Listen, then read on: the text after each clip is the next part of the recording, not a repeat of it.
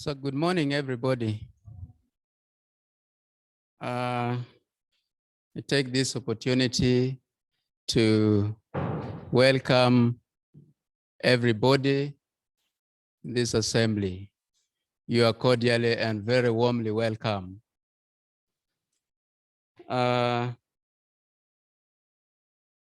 going to have a program, and this is a regional youth parliament, a program that gives opportunity to the young people to also voice out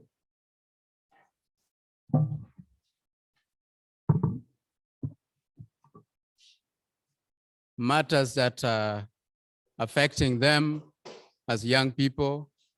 And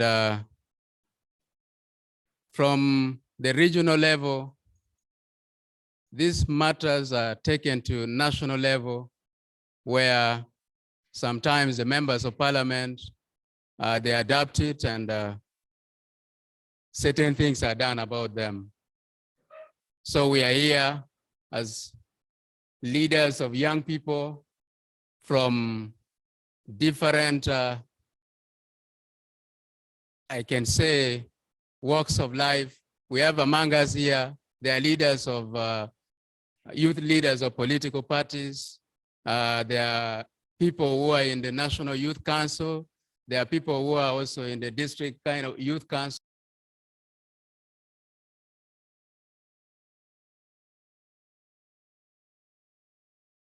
Around, honorable members in the House, thank you for coming for this event.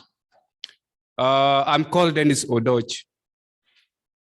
Gulu City Youth Council Chair. In the capacity, I would like also to introduce my fellow brothers and sisters who are in the leadership of National Youth Council to stand up so that people recognize you also.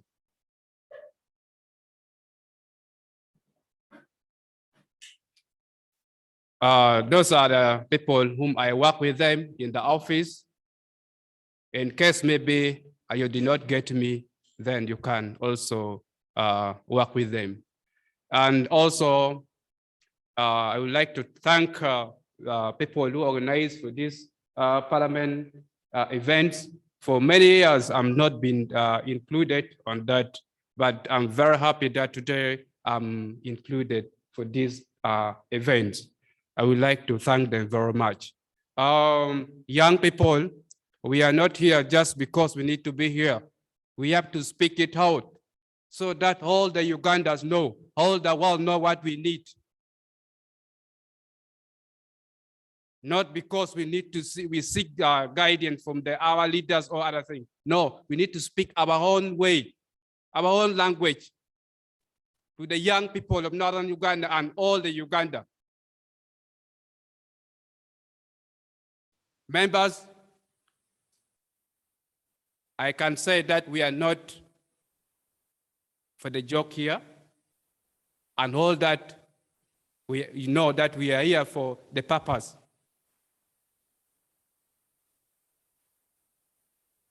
We have to talk on the behalf of people who are in the grassroots. Because I'm seeing the gap between the youth leaders or the other leaders and the people who are in the grassroots, which is not good. So I believe this. I'm just trying to at least bring our memory so that we come to one umbrella. So thank you very much as we are going to continue with this event. I'm planning to go and do something because we have 2 or 3 adverts and we need to sort it out, but I believe this, we can make it very well. Thank you very much, members.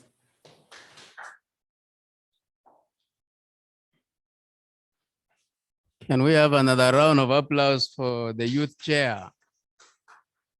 And that has been him, the chairperson for Gulu City Council. At this point in time also, I now welcome Madame Edna, please. You're most welcome.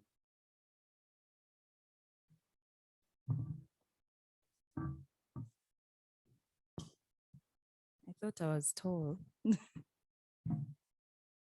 morning. My name is Edna Kanyesije. I work with Faraja Africa Foundation. And I'm happy to be in Gulu. To carry out the regional youth parliaments. I just want to know, I'm just going to carry out a small survey. If it's your first time to attend a regional parliament,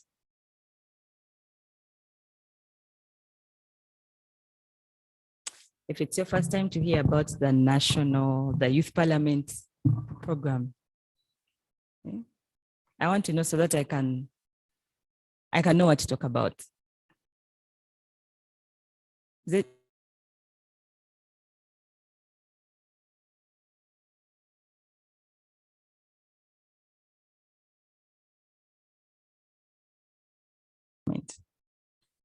So Faraja is a youth-led and youth-focused organization that was founded in 2016.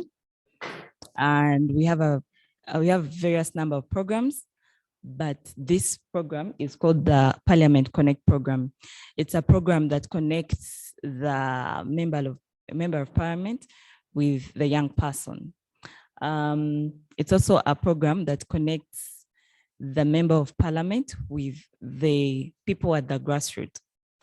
So this youth parliament was founded in 2018. Faraja Africa Foundation, together with her partners, started up the youth parliament, both national and the national youth parliament. At first, people used to convene in Kampala. Over 1,000 young people used to come in Parliament of Uganda and they debate before I even joined Faraja myself. It's a program, not a structure. So when you hear that someone is a speaker of the Northern Uganda Youth Parliament, doesn't mean that they are structure, they implement policy or they design policies. No, it's just a program that empowers the young people to show them or to demonstrate to them what exactly goes down in Parliament. So in 2020, when COVID came, we couldn't convene the 1,000 people we wanted to come into that chamber. So we advised to take the youth parliament to the people in the regions, hence the regional youth parliaments. This is the third. The one in 2020 was online. The one of last year was physical, and then this one. We are definitely delighted to always come back here. And after this regional youth parliament, there will be a national youth parliament. But again, even when COVID seems to be done, Parliament still doesn't accept a lot of people in Parliament. So we would have loved to have all of you come to represent Gulu, but we just pick a few people to represent Gulu. So today, you're going to have elections of a speaker, real election. People, I saw posters. Yesterday we were in Arua, and the other day we were in Arua, and people had posters with political parties. Young people don't take elections as a joke. So I was very surprised. Yeah. So people are going to come here and campaign, but it gives us a picture of what exactly happens in Parliament. If you as a candidate now in the regional youth parliament start bribing people now, what about when you're given as an opportunity to run for speaker in the national parliament? Won't you bribe the whole world? So let's start up the culture of free and fair elections, because we are the leaders of today. We want to stop corruption. We want to end monetization of politics. So I don't expect anyone here bribing nobody. If you were bribed and you give that vote to the person who bribed you, then you're undermining your potential as an MP to come. Okay. So this is also an opportunity for you to represent, because there are not only 20 young people in Gulu. I think when I tasked Dante to get 20 young people, and I gave him very strict orders, I told him, you see, I am looking forward to hearing from the district youth council representatives of NYC in Gulu. I also need representative of the UNSA in Gulu. And I also need, like I had structure, I needed people who are leaders, because we assume that leaders will be able to speak on behalf of the people who are left behind. So I don't expect anyone to leave this place without speaking, okay? Whether you're female or you're male, because you're representing someone from your village who was not invited because of maybe logistical issues or even COVID, you know? What else do I want to tell you? This year, the Youth Parliament is co-supported by the European Union and the German government. And always, as always, we're working with Parliament of Uganda. They're actually supposed to be here, but procurement. They have long procurement issues, but they'll be with us the next tomorrow, but one in Bale and in Jinja. And hopefully they'll also join us online. If they do, they'll speak to us. Yes, so the Youth Parliament, since it started, we have registered some successes. The previous regional Youth Parliament, the most outstanding issues were teenage pregnancies and the issue of teenage pregnancies. Teenage pregnancies mostly was most of the outstanding issues. And we sent this petition to Parliament, but then also we sent the petition to the Ministry of Gender. And one of the resolutions that was debated on the floor of Parliament was, how can we have these young girls who have become pregnant during COVID, how can we have them continue to be in school? So it was a huge debate all over the country. And we see that our legislators in Parliament actually adopted a motion, and they passed a motion to actually accept these young girls to continue with school as long as they have given birth. Yeah. And all these are successes of the Youth Parliament. So I beseech you to take this so seriously, because whatever comes out of here is going to constitute a petition that we're going to give to your RDC or RCC or Member of Parliament or the Youth MP. All these people are going to have what you have discussed. The order paper that you have there has what you're going to discuss. And please, if you're to give examples, give live examples, because these motions were formed by you people. I told Dante to ask you people what you'd like to discuss, because I could, or Faraja could sit back and create for you motions, but we don't want to do that, because we believe that this is a young people's platform and it's an opportunity for people to speak. So that's what we did. So I'm looking forward to engaging with you all. And yes, you're welcome to the Regional Youth Parliament.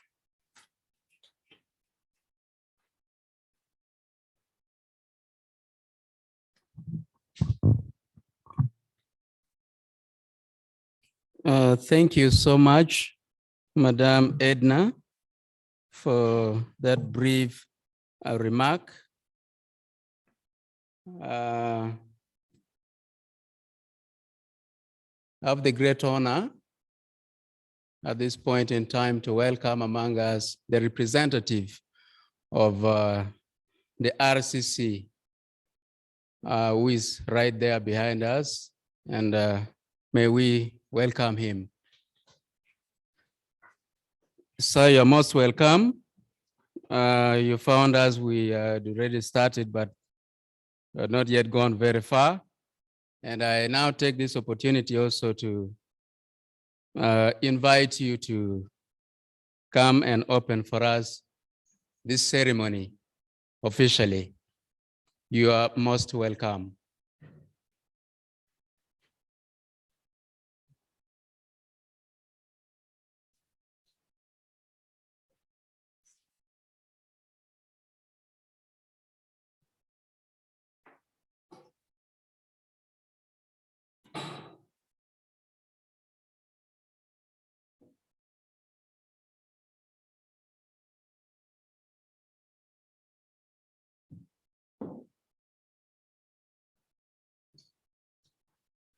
Good morning, ladies and gentlemen. I want to begin in a special note that we are sorry on behalf of the office. We should have been here much earlier than this, but unfortunately, I got this information much late. The person who should have presided over this function, as I was told, was supposed to be the RDC of NAPAC. Not so? Then later on, I think he could not also make it here. He chose to invite the deputy RCC in charge of Laro Peche, that is Peter Banya, to be here to preside over this function. Unfortunately, also, Peter Banya is engaged. He couldn't attend this meeting with you. Then later, he had to delegate me to come and preside over this function. I am a staff officer attached to the Office of the District Internal Security, Gulu. As usual, we wake up when we have specific programs laid down. But as a boss, the wishes of our bosses are our commands always. So when he requested me, I had to abandon what I was doing and to rush here. Better late than never. I thank you for everything that you've already done, where the discussion have gone, and I wish you would discuss pertinent issues that are always affecting the youth here. To me, I would always say it shouldn't end like a debating kind of activities, whereby when everything is discussed, then it stops there. The moment you leave the hall, that is the end of it. What we discuss as pertinent issues here should also translate into the lives of our youth who are available here. I know from here, you will go and disseminate the same information that you've gotten from here to the rest of the other youth that you're representing in this particular forum. I wish you a fruitful discussions, and may God bless you. I would have stayed with you until the end of this exercise, but unfortunately, I also have other engagements. On Saturday, we have a concept paper that we're supposed to defend for our master's programs in Gulu University. Therefore, I may sit for some period of time, then I would also request in the same vein, I leave. But Peter Banya would be here for the closure of this ceremony. Thank you. My name's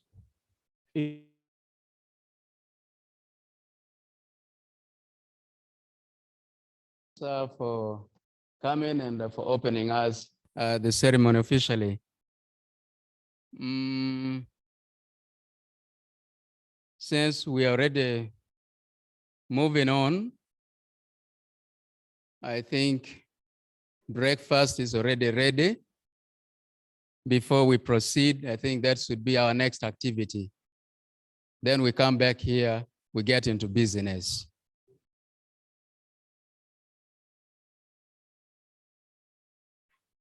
So any willing Christian can pray for us for the breakfast, and or Muslim, we go and take breakfast first. Yes.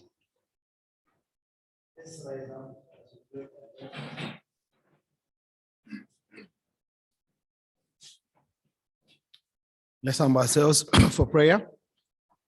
Heavenly Father, we thank you for the wonderful gift of this morning that you've given to us. We thank you for the various things that we have ahead of us. We thank you for the number of young people who have converged today to discuss issues affecting young people in this region. We thank you for our organizers, our partners, our funders. We thank you and we bless your name for them, Father. Now we are going for the session of breakfast, Father. We pray that you will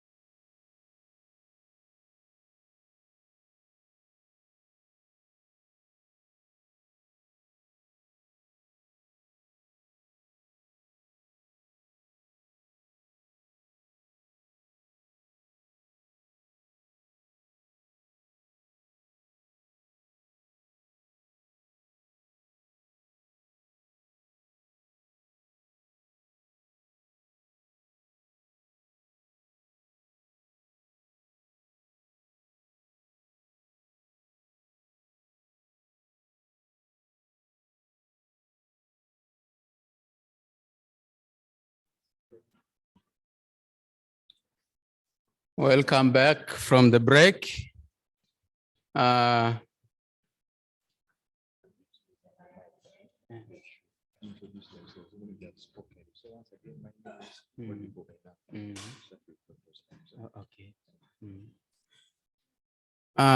There is a communication that everybody who will come to speak on the microphone, you should introduce yourself. You say your name, even if you had already said it before.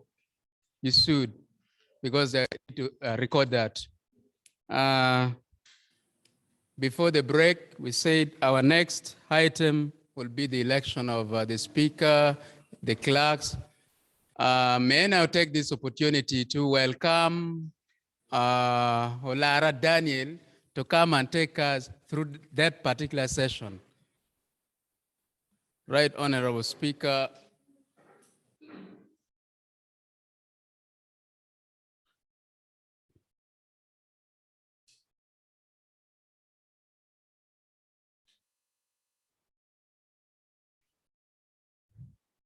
Thank you.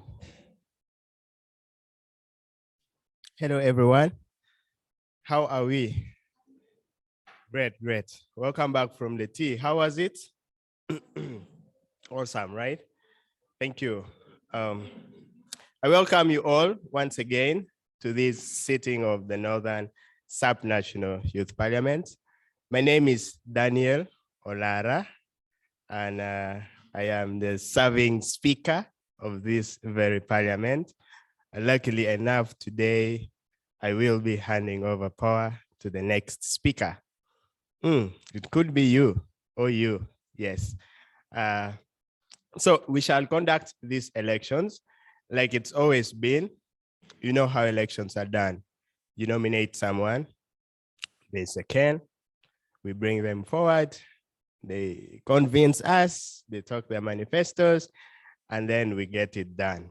So before we go in, briefly, the Youth Parliament, like Edna said earlier on, it's a platform that it's given by Faraja and many other partners that we come as young people, we converge, and we talk about issues that we feel are touching. Now, the other part of the Youth Parliament that many do not see much into it is the policy bit of it. You realize that after this parliament is done, we shall have a resolution, okay? As a sitting of the young people of Northern Uganda, we will have a resolution written down. This resolution is pushed ahead to the national parliament, the national sitting of young people. And from the national sitting, it's when we develop what we call a petition to the parliament as the youth voice for that particular year. And that is the policy process we're trying to talk about. So after the petition is given, it is when the policy papers and other advocacy platforms now come in to push this into the national parliament, into the National Assembly, the Parliament of Uganda, so that some of these are drafted into bills that will in turn help the young people. So this is the importance of the Youth Parliament, if you had not known. I want to encourage you, even when we elect our speaker and we go into the discussions, that you speak the facts that are really happening.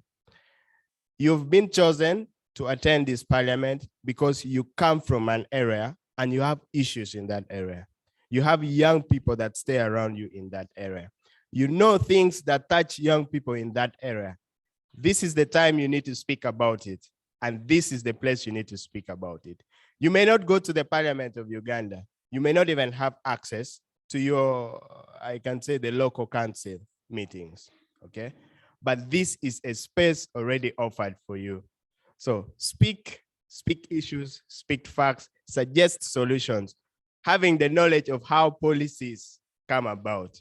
So I want to end here briefly. We shall co-chair this session with Edna Kanyesije. Let's clap our hands as we welcome her. Thank you, Edna. We'll pick up from here. Thank you.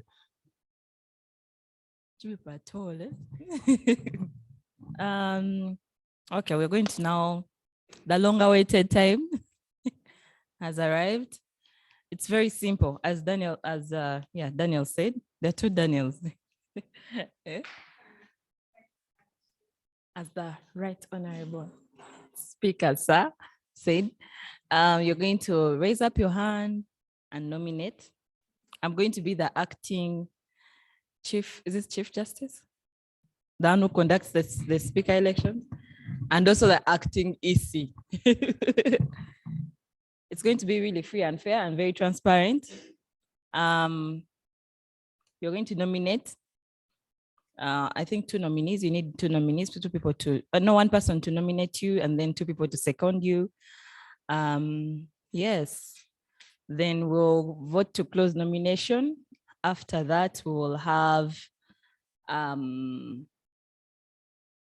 elections, both online and physically. People online are also going to have an opportunity to vote through the Zoom platform.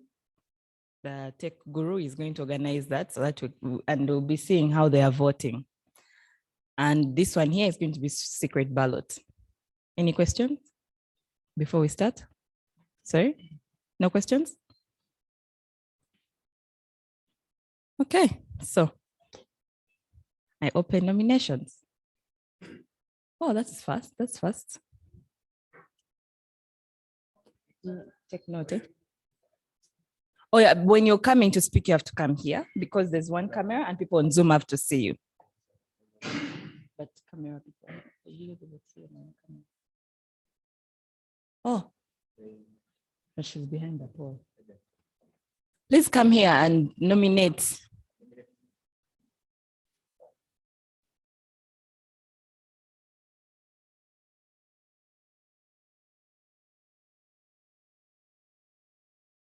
I nominate Ochan Emma to be our speaker in this year Youth Parliament. Thank you very much. Okay. People who are seconding, are you seconding? Come and second. A seconder. Are you seconding? Please come. Introduce yourself. Okay, good morning, everyone. My name is Lakebe Kiowek. I'm the female youth councillor for Badegela Yibi. I stand up to second Emma as our speaker. Thank you. Yes, good morning, ladies and gentlemen. I'm by the name Ochan Simon. I'm here before you, seconding that Ochan Emmanuel to be our speaker. Thank you so much. So we have 1 candidate so far. Any other nomination?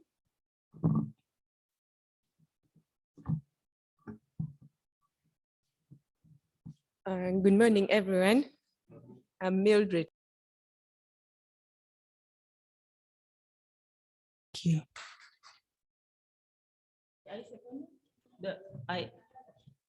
You're nominating? Okay, let me first announce.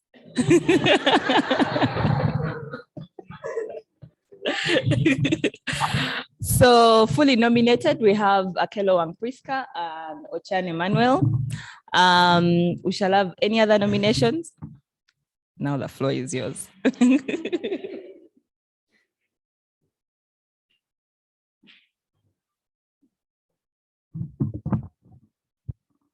Good morning. I'm by the name Unanchan Richard from Gulu District. I nominate Anya Vanessa to be our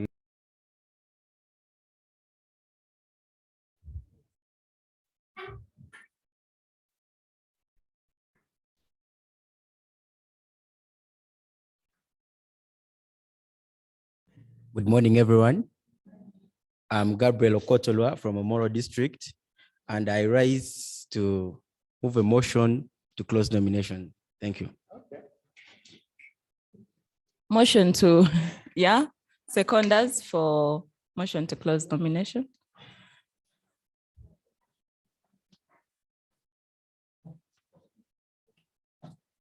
Good morning, everyone. My name is Priska Kenowang, and I move a motion. No, I second the closure of the nomination process. Thank you.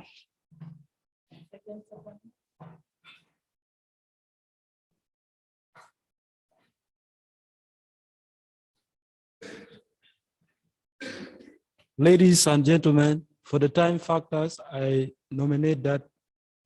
I second that nomination. Okay, although getting another candidate should be close. Thank you so much. Okay, guys, we are all here to learn. So, and it's an experience. Some, guys, some people on the floor, some MPs actually don't know these things and they make such mistakes when they're already MPs. So it's good for you to actually know. So now we are going to vote on the closure of nomination.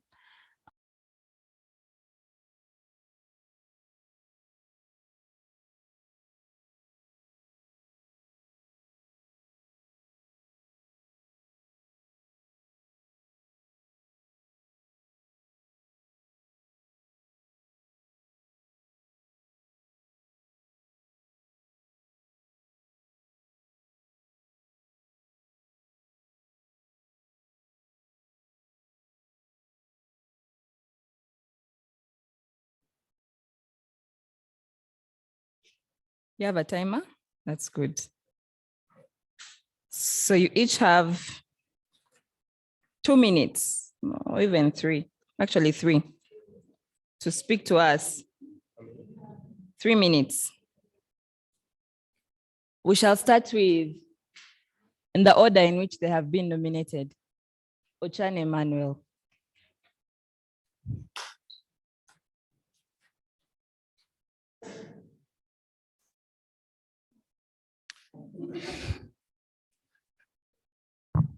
Okay.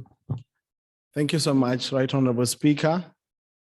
Our representative from Faraja Foundation, co-partners in today's activity of the Regional Youth Parliament. My name is Ochan Emmanuel. I am a youth representative from Kidgu Municipality. I come from Kidgu Municipality, a former student of Gulu University, where I was an alumni of the Human Rights and Debate Society.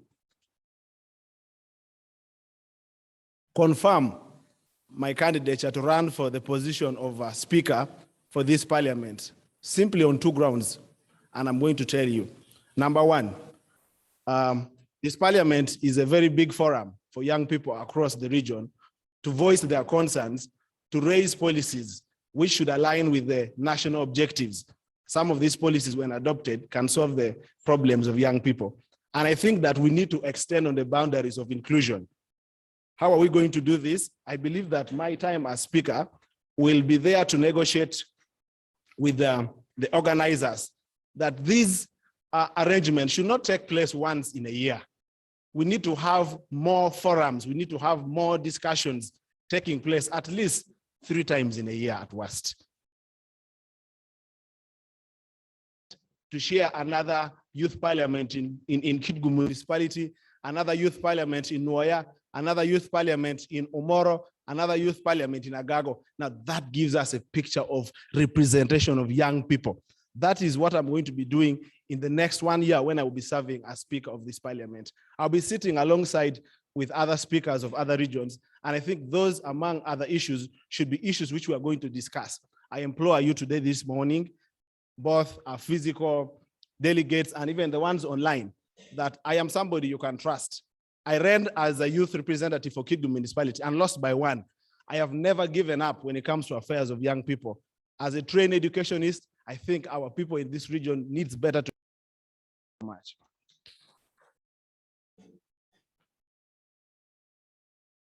Okay, in that same order of nomination, let's welcome Honorable Akelowanga Priska.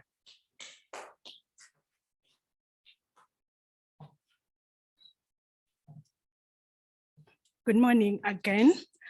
My name is Priska Akerwa, and I'd love to appreciate that already in this room, 3 young people believe that young people in Northern Uganda need a voice. Young people in Northern Uganda need representation. I am an emerging youth leader. I've been a leader in different capacities representing young people, and I would love to again interest myself I would love to appreciate the different organizations that put up such a platform. It's not something that has been existing, and we must appreciate that we have platforms that will influence policy and advocacy at regional levels and at national levels for young people to represent their voices and for young people to hire their issues to be addressed or to be addressed in Parliament. So first of all, I stand for two things. I stand for inclusivity. I stand for accountability. When I say accountability, what do I mean? We have seen that at all levels, there has not been challenging of what we are. If we had a parliament sitting last year and young people of Northern Uganda, the leaders that sat and felt these are the challenges that young people in Northern Uganda face, and the challenges were not addressed in Parliament, because as young people in Northern Uganda, we have challenges that are very pertinent to us.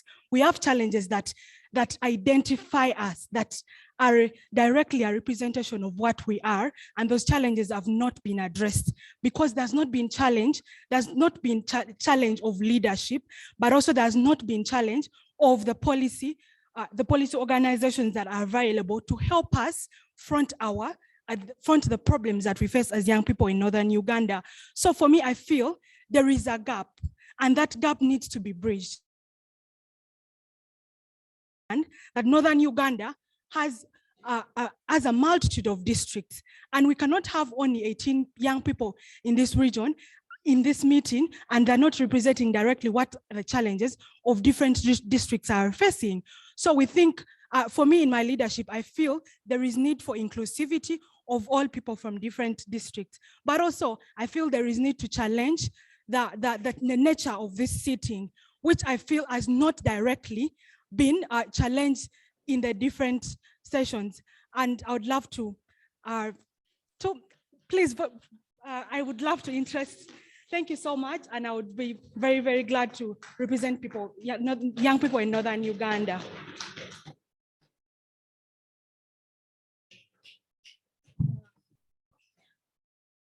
Good morning, everyone.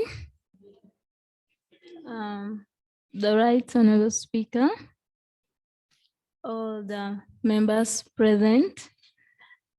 By the name Anyango Vanessa, I represent the female youth of Laro Peche, Gulu East.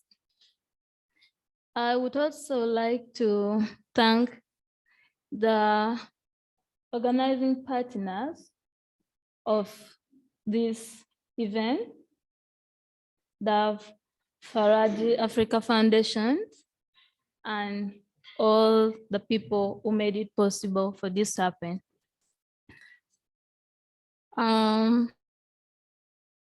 Many times online, but I see they move good motion on the floor, they discuss it, resolve, but it is not being implemented. I asked myself that, why is it when we talk of all the things, we cannot see any members of parliament from Northern Uganda tabling it on the floor of parliament? That's why I have come, that when you people entrust me with your vote, I will make sure that whatever has been tabled here, I take it to the right Speaker of Parliament and all the honorable members of Parliament who come from Acholi sub-region, to make sure they also table it on the table of Parliament, and the youth are, whereby I would call the young people of the Greater North, and also we make a discussions to tackle the issues that is affecting us from region by region in the North, district by district. We gather them together and table it in the main parliament. I request that you vote for me, since the outgoing right speaker was a man. I think it is time. The future of Uganda is female. It is time That's why we say the Okay. Thank you so much, nominees. Before I welcome Edna back, guys, this is the time.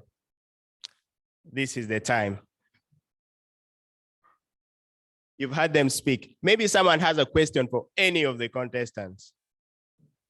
Can I request all the contestants to come up now?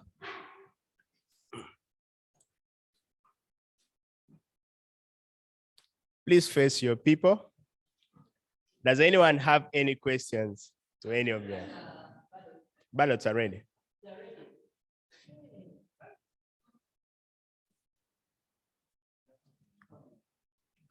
We shall ascertain it.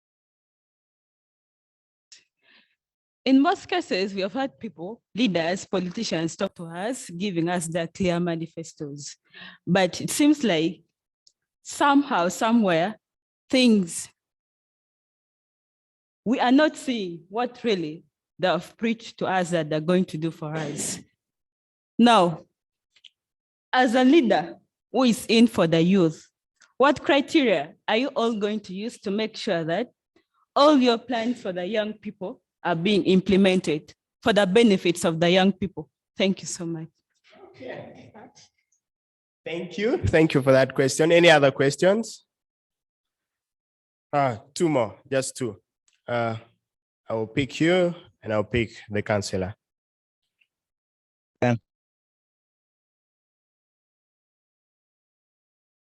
My question also goes to all the contestants.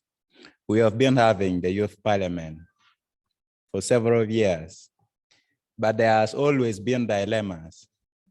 And with entrepreneurs, you come up with something after recognizing a problem.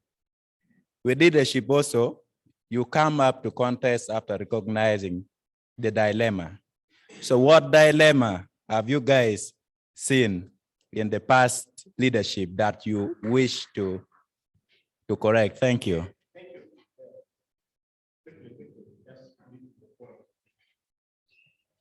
Good morning once again. My name is Tim.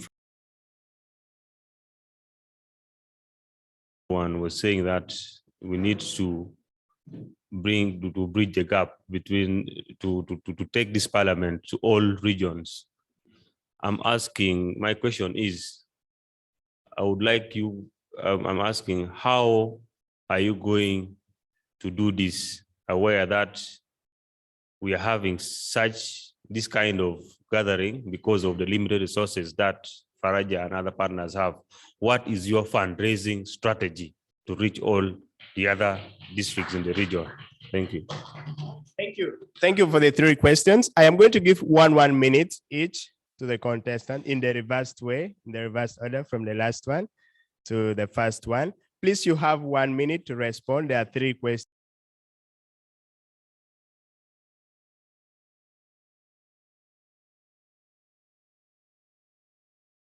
That you have brought to us, how we are going to bridge the gap is when you elect me, of course, I'll be in touch with my people, especially those representing the youths from each district in the northern Uganda for easy mobilization, where I will be talking to them on the issues that are arising from that different district, so that I can have the clear problem of the youth from down the village.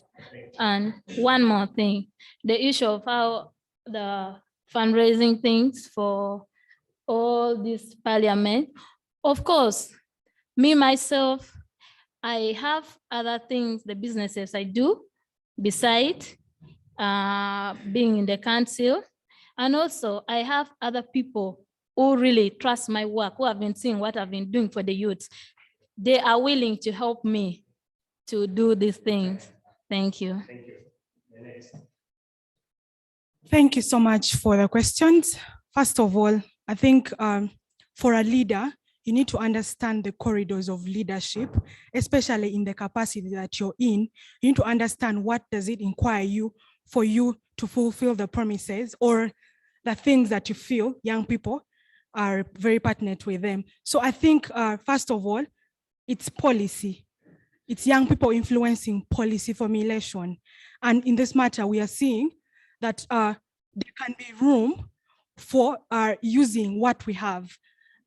There is room for mindset change and using what we have.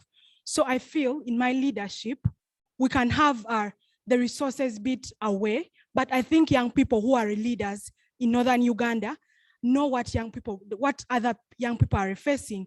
We can have a platform where we can meet, and it's self-funding, and we discuss and we see that this thing is implemented.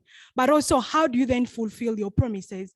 I think for me, it's challenging the implementation, which is not done by us. For us, we identify challenges, which we have identified already, and challenge the implementation, which is done by our partners taking the voice up to Parliament, and it's tabled on the floor of Parliament. Thank you. Yeah, thank you so much, members, for the questions you've asked. I want to begin with the last one, strategies of resource mobilization. Now, for us and all members, resource mobilization is clearly dependent upon the personality and the nature of the existing leaderships, right? If you have a leader who is able to talk with people with whom they rub shoulders together, with whom they take tea together, we rub shoulders, we take tea together with people who are in position to open up their resource envelopes. If it means inclusion, we will have bringing in persons with disability, then we are going to knock at gates of the National Union of Persons with Disability. We shall tell them, your people are being left out, so let us have them. If it will want people, maybe of a certain grouping, maybe perhaps women, we have regions, we have organizations which are dependent on the leadership of women, like Forward. We can knock their doors. We've done this before. We've mobilized resources. So I think the question of resources can be addressed. Now, what leadership dilemma have we seen? The leadership dilemma that we've seen is that there is a clear lack of follow-up. Everything that is talked here ends here. We need to extend the boundaries of this communication outside the gates of this place. We need to have this conversation on our radio stations that something good is happening. And lastly, please, Mr. Speaker, how am I going to be able to do my work? I am a young person. I live with young people. I identify with young people. I share the same challenges young people have. Therefore, I understand young people better because I identify with them. We rub shoulders with them. We take tea together. We go to Chinema halls together. The challenges that affect them, unemployment and the like, affects us alike. Thank you so much. Let's give a round of applause to all of them. It's time to vote. Madam Isi, please come up front. We want to ascertain the number of people here.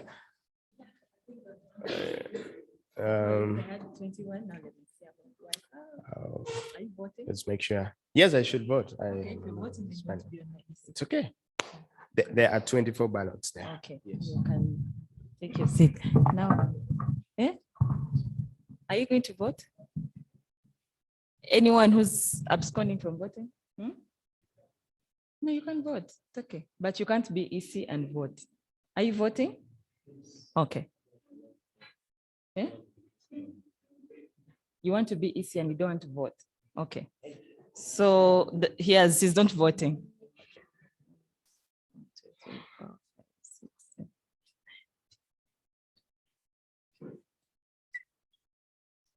The 21. 21. So are you voting? 21. 21 voters. So you can give everybody.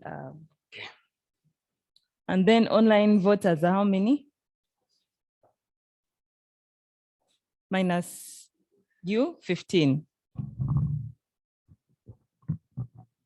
Yeah, she can vote.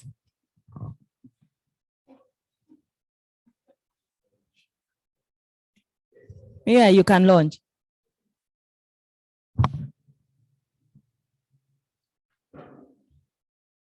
Online participants, get ready for voting. A poll is going to appear on your screen and you will tap the name of the candidates you prefer. There'll be a poll on your screen. In case it has disappeared, just click more on your phone and then click polls. you will see the candidate's name again and you'll be able to vote. I can see people have already decided voting. Yeah.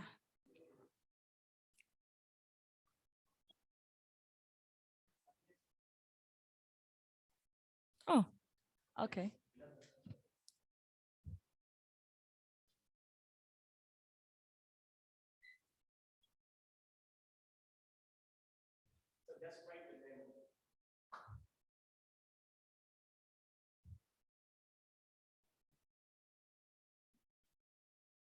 Hey, people are done. Wait.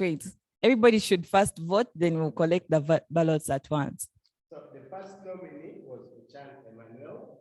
Second nominee was Akelo Priska. The third nominee was Okay. So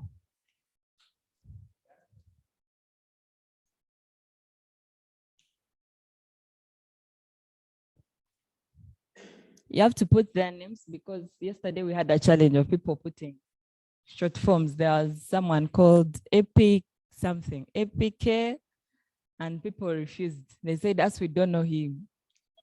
Yeah, so don't write the surname, just write the name that they actually use.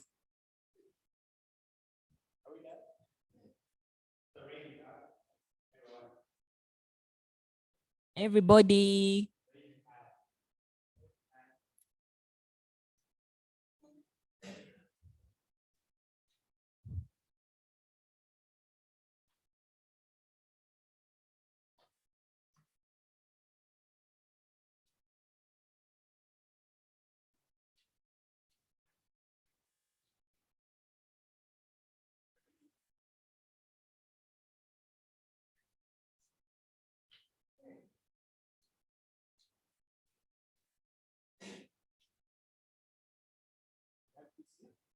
just to confirm the number of people. 1, 2, 3, 4.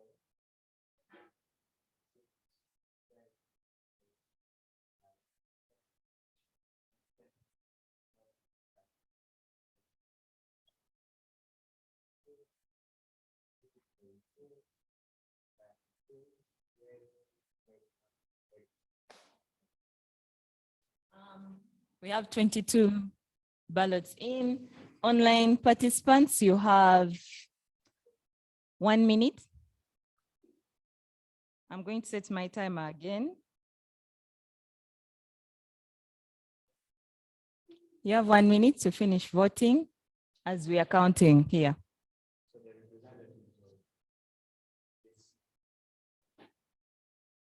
Yes. Representative for, you're representing? Vanessa, you're representing? Sorry? Emma, and you're representing Priska. Okay. This end.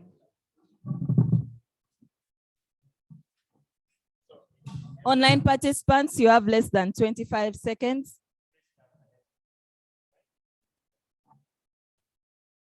If you can't see the ballot on your screen, press more and then click the name of the candidate. More polls. Yeah.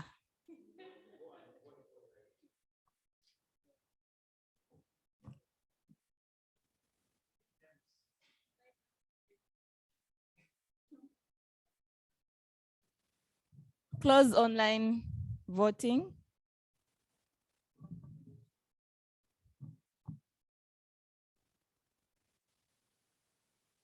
Okay, Priska.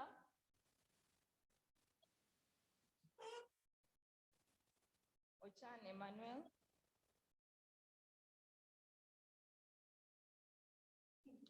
Ochan Emmanuel. Anyango Vanessa. Ochan Emmanuel. Ochan Emmanuel. Ochan Emmanuel. Anyango Vanessa. Anyango Vanessa. Ochan Emmanuel. Akelo. Emma. Akelo. Anyango. Vanessa. Anyango Vanessa. Anyango Vanessa. Ochan Emmanuel. Ochan Emmanuel. Anyango Vanessa. And Ochan Emmanuel. How many do you have? How many do you have? 3 votes for Priska.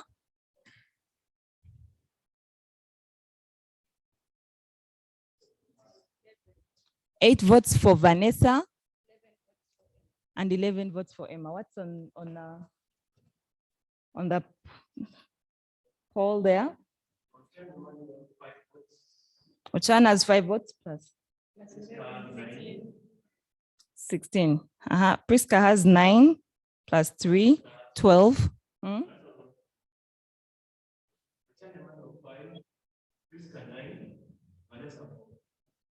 Vanessa has 4 plus? How many Vanessa? 4 plus 8. 12. So there's 12, 12, and 16. Okay. Ochan Emmanuel, definitely with highest votes. Congratulations. These are unused. Congratulations, Ochan.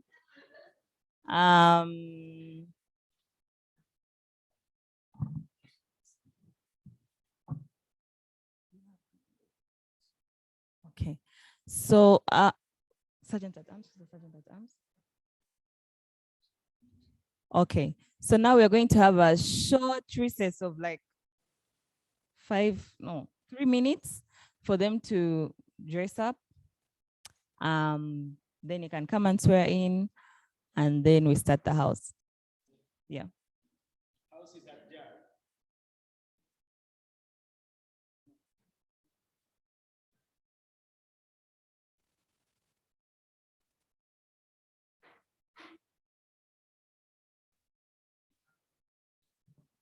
Okay, we have I'm not going to the house as decided because it was not the house, but we have thought it fair and wise for Priska and Vanessa to be the clerks for this house. Then Ochan will be chair. Okay, yeah. Mr. Speaker, sir.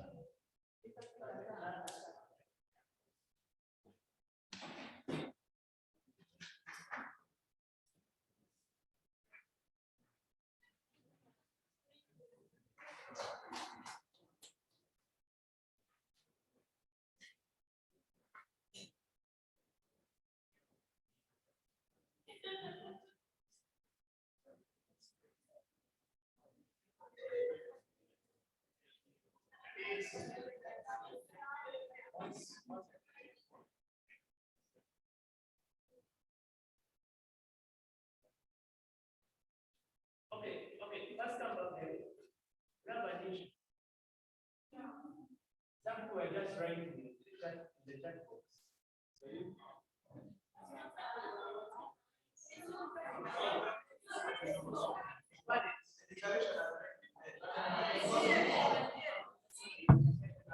yeah, there you go.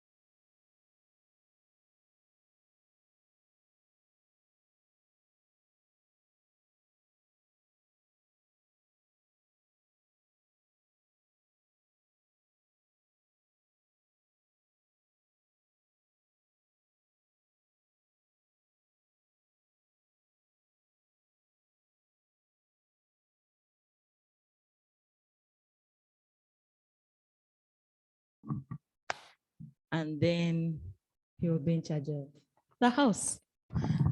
Shall I go?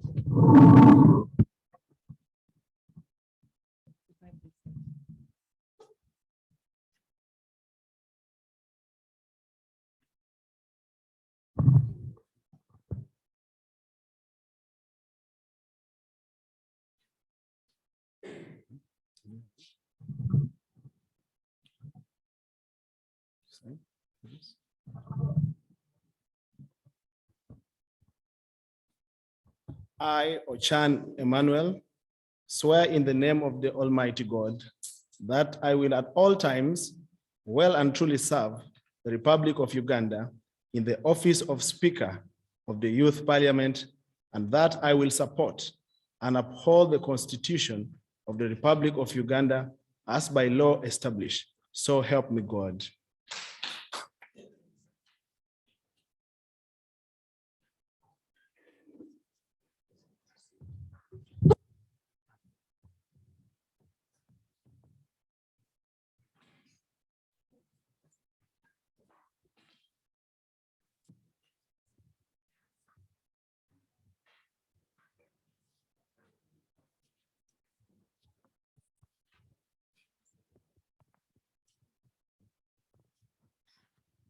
We shall have the national anthem and East African anthem.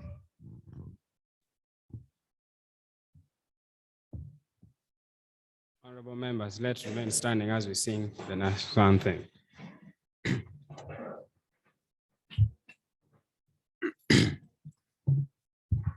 O Uganda, may God uphold thee. We lay our tears in thy hand. United faithful, we march together, we always shall.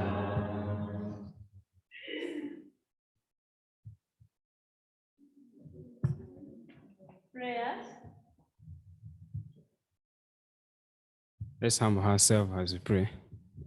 Almighty God, we want to thank you for bringing these heads together as we discuss the matter of the country. Come and intervene amidst us, be our guardians, protect us, guide us, bless us through the time. I pray all this, I believe in Jesus Christ our Lord. May we be seated. Our third thing on the other paper is communication from the speaker.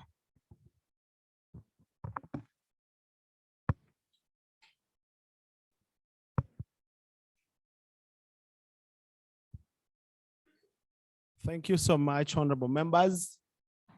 Our representatives from Faraja Africa Foundation, other partners who are not here of the Northern Uganda Youth Parliament, delegates, honorable members from the different parts of the region. I want to welcome you to this sitting of the Youth Parliament. And I want to thank you for being able to make it here today and in time. I am so much excited that this day has come, an opportunity for young people to raise their voices, voices which are going to be radiating from all corners of the region. Very, very important, because we are moving at a time when voices of young people matters a lot in the civic space. Their participation is key, and we believe such a constructive engagement of this nature is beneficial to the development of our nation. I want to congratulate you for being able to make it here, and I want to thank you for choosing me as your speaker for the next 1 year. I want to promise you a very efficient communication strategy that will enable us to engage beyond the confines of this room, because we believe that we may not fully exhaust everything today, but this conversation should go beyond the confines of this room. I want to thank you so much. And I want to pledge that I'm going to be a very democratic speaker because I believe in the principle of fairness. I believe that once our debates are guided by argumentation, most of us here are debaters and we understand the structure of argumentation, how it is. That means it is informed by research. It is not merely allegations, because this is important as it will inform policies which are supposed to be adopted not only by our national parliament, but also with non-governmental organizations and members of the civil society who are youth-focused, youth-minded, youth-led. So that means if we come out with very beautiful discussions which are informed by research and not just baseless allegations, we are making a very, very important constitutional process in this country. We shall gladly be appreciative to each and every one of you if some of our motions, which we shall discuss here, not only gets adopted in the national parliament, but gets into the framework of how organizations in this region are working and beyond.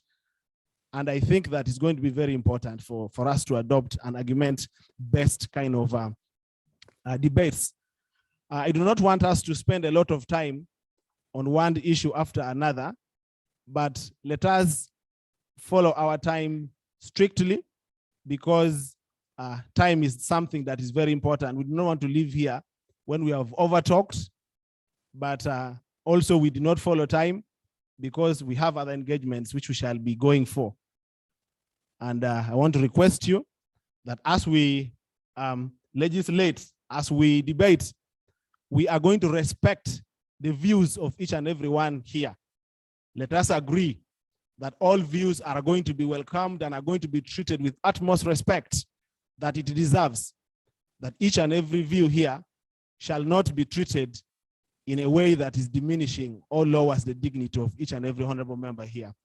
All members are going to be addressed as honorable members because they represent constituencies where they come from, and they are going to raise important issues for national importance.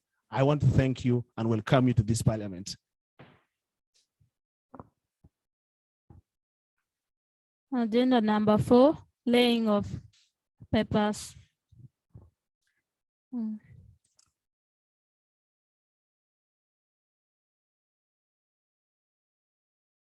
Studies in a par.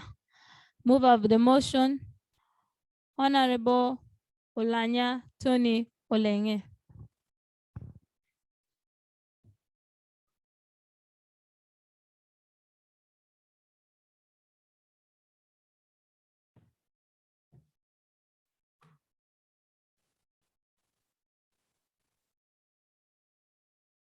Right Honorable Speaker and members of Parliament of this House. My name is Olanya Olenge Tony. I raise on a motion for the resolution of this Parliament urging government to address the issues of land wrangles on the young people with a case study on a par. Actually, sub-region has a great potential to become the bread basket of Uganda, owing to its vast fertile land and abundant water resources. However, of the 58% of the land suitable for agricultural production, only 14% is under cultivation. Several failed attempts by the government to harmoniously end the long decade conflict have interrupted the livelihoods of the inhabitants who have suffered burning of their settlements, persistent insecurity, human rights violation, theft of livestock, and interrupted social services in the health facilities and schools. The land conflict has affected the livelihoods of the people, which has led to low food production at the household levels. This land conflict has led to the reduction in input, in output, and income of crop farmers and those engaged in animal husbandry. The land conflicts have also had the negative effects on the individual households as well as on the nation's economy through increasing costs, slowing down investments, loss of property for the conflicting parties. Mr. Speaker, sir, there is urgent need for the government to urgently resolve the issues of the land, ownership in APA, if the livelihoods of the people are to be alleviated and improved. Thank you. I beg to move.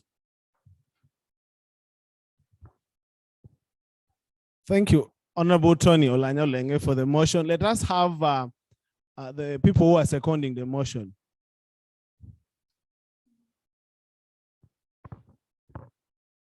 Honorable members, seconders of our first motion are Honorable Limpe Caroline and Honorable Lake Diana Campus. Lake Diana.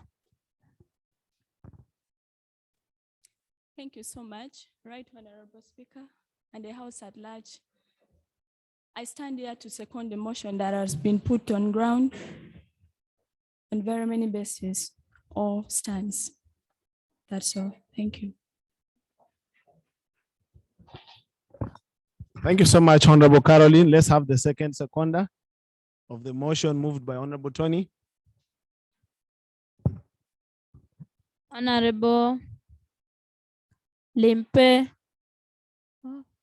Lake Diana.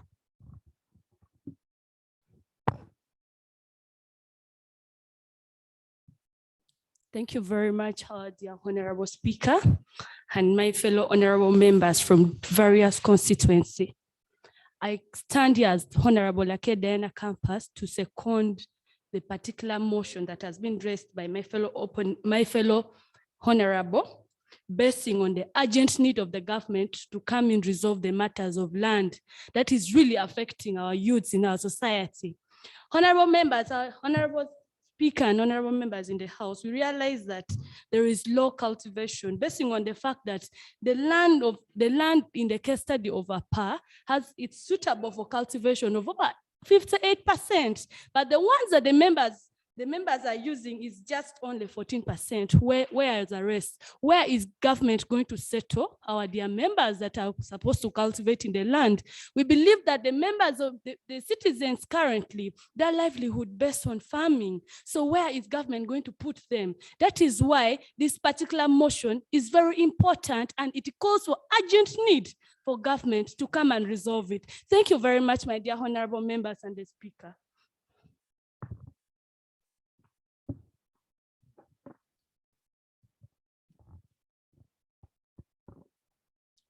Thank you so much, Honorable Lake Diana Campus, for the secondment of the motion that is urging government to address the issues of land wrangles on the young people case study in APA.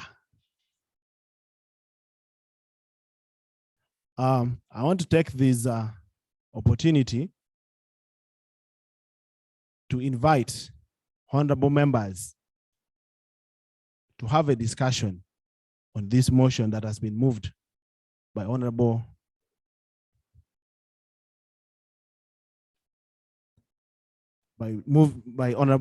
Tony Olanya Olenge. Yes, Honorable Daniel.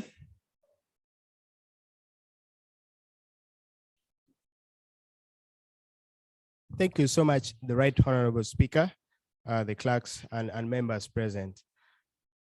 The land in APA has been a question for so long in Northern Uganda. Right Honorable Speaker, through this youth parliament, today's sitting, can we come up with a strong youth voice to advocate that the government really needs to solve this? The question here is, what is the government doing about it?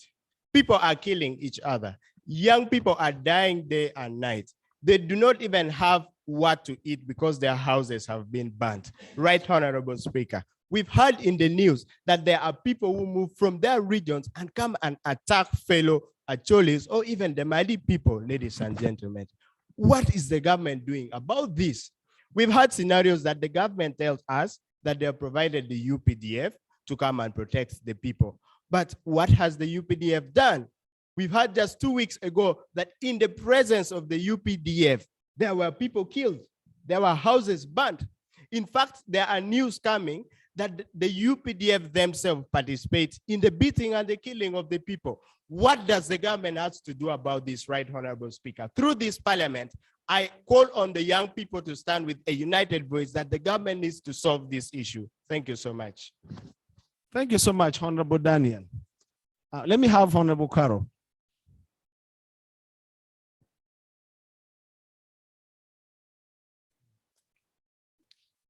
Thank you so much for the second time, Right Honorable Speaker. I, at the first place, forgot to mention my name once more. Call me Limpe Caroline. I'm a female youth from Amoro District, at the same time a speaker in an institution. The issue of a land is an urgent thing for now. Why do we say this?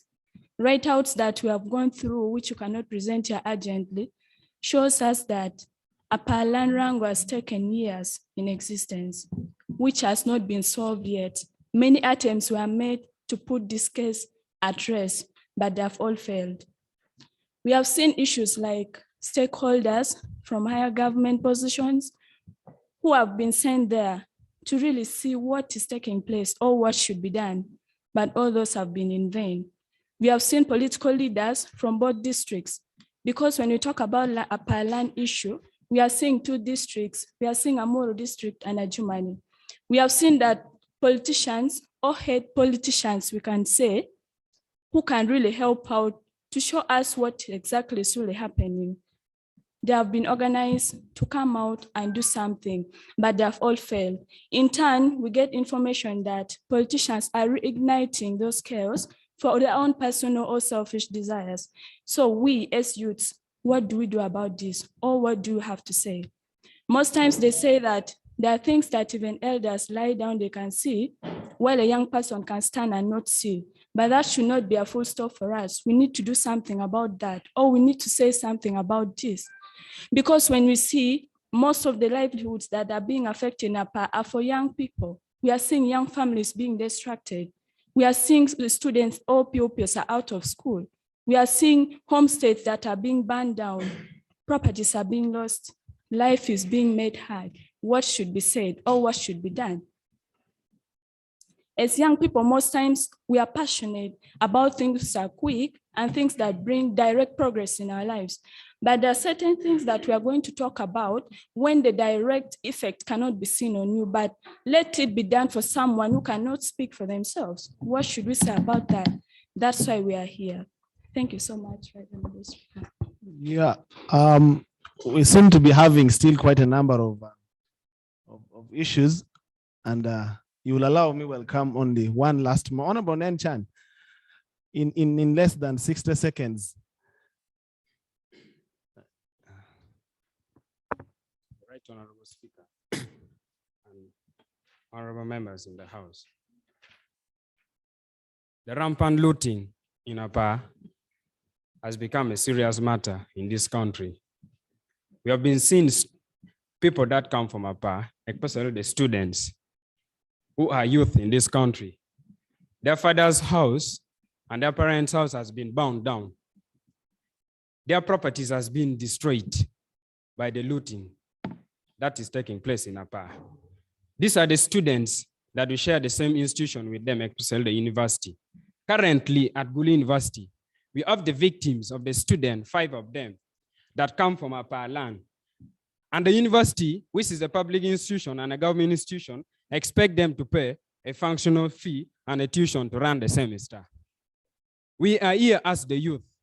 What then could we do, apart from advocating for the people in Apa to be helped? Through this platform and the youth parliament, we call upon the honorable members in the House that I would request, therefore, if we could connect ourselves and combine our voice and we reach Apa as youth together, and we stand, we speak out, so that the government could really come out and tell us clearly who are the people behind the atrocity in Apa land, and how best could the government help the youth that are coming from there, especially the students that we are sharing the same institution with them. By this, I call upon all of us here. Let's stand together. The government will really come and tell us the truth about people who are destroying properties and looting your time is in up. Apa. Thank you, the Right Honorable Speaker. Thank you so much, Honorable Nenchan. I want to have just one last more presentation, submission rather, from Honorable Okane Emmanuel. Then I'm going to move forward. You will excuse me, honorable members, we are trying to balance, and representation is key across boards, okay? Yeah, I promised you fairness, and I want to be as fair as I should, right? Yeah. Thank you, honorable members. I would like to submit on the issues of APA land with a summary that in 1911, the administrative unit was established by the British government. That is the Moyo District, which is currently the Adjumani, and then the Gulu District, which is currently the Amuro. In 1963, the government game department, because by then, in 1911, people had left that place because it was infested by SS fly. In 1963, Uganda Game Department under statutory instrument number 17 gazetted Kilak Control Hunting Ground. The Apa land was a hunting ground which was controlled. In 1972, in the Amin's regime, there was Kilak Hunting Area Revocation, which was passed in 1973. By that time, people were allowed to go back to their ancestral place because there were no more SS flies. If you look at that history, until then, when the government was setting the administrative units between the Adjumani and the Amuro, without the consultations of the elders in that place, that is what brought chaos. So I strongly believe that the land wrangles in Apa, the looting in Apa, the blame should be carried on the government that set the administrative unit without the consultation of the elders who were there before them. So in that notice, I also strongly believe, because for a case study of Gulu City, portions of Omoro were withdrawn from Omoro to Gulu City, but the natives there are not complaining that they have been withdrawn from Omoro to Gulu City. I also strongly believe that the people of Apa, as you summarize, Honorable. as I summarize, the people of Apa would not complain if they were only told that you belong to Adjumani, but your land is yours. So I strongly believe there are vested and purported interests as to why there is looting in Apa. So I beg and I strongly submit that the government itself should correct its mistake. Thank you. Thank you so much, Honorable Okane Emmanuel. I want to invite Honorable Tony Olanya, the mover of this motion, to come and say his prayers as we conclude on this motion.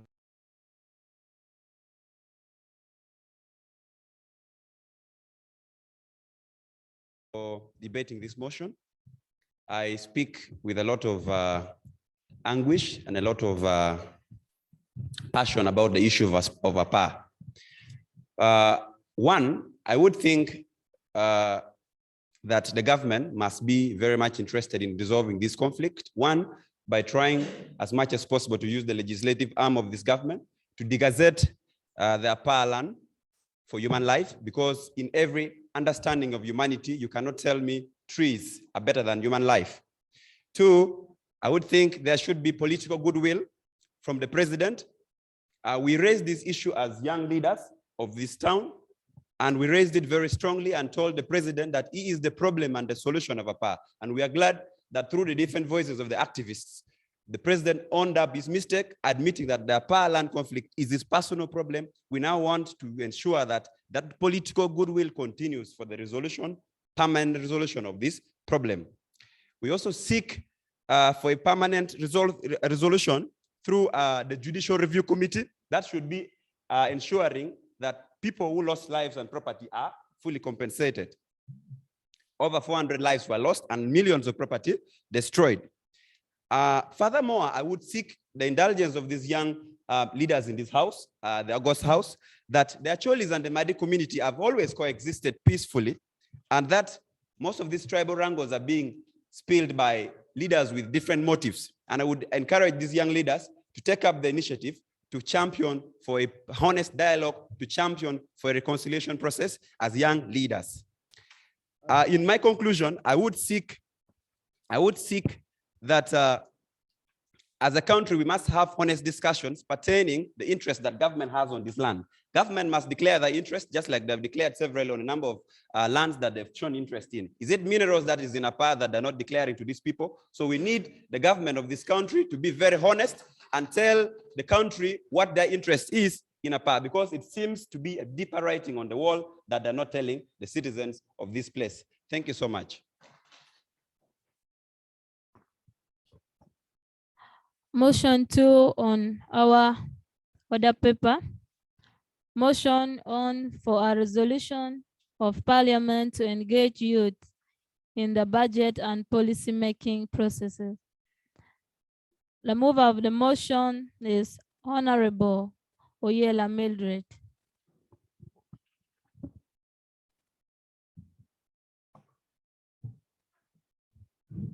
Good afternoon, everyone. Mildred Oyela is my name from Omoro District. The motion I'm moving is motion on for a resolution of Parliament to engage youth in the budget and policy making processes. The promise to leave no one behind as an imperative of inclusive development gave the world an array of hope of a better tomorrow.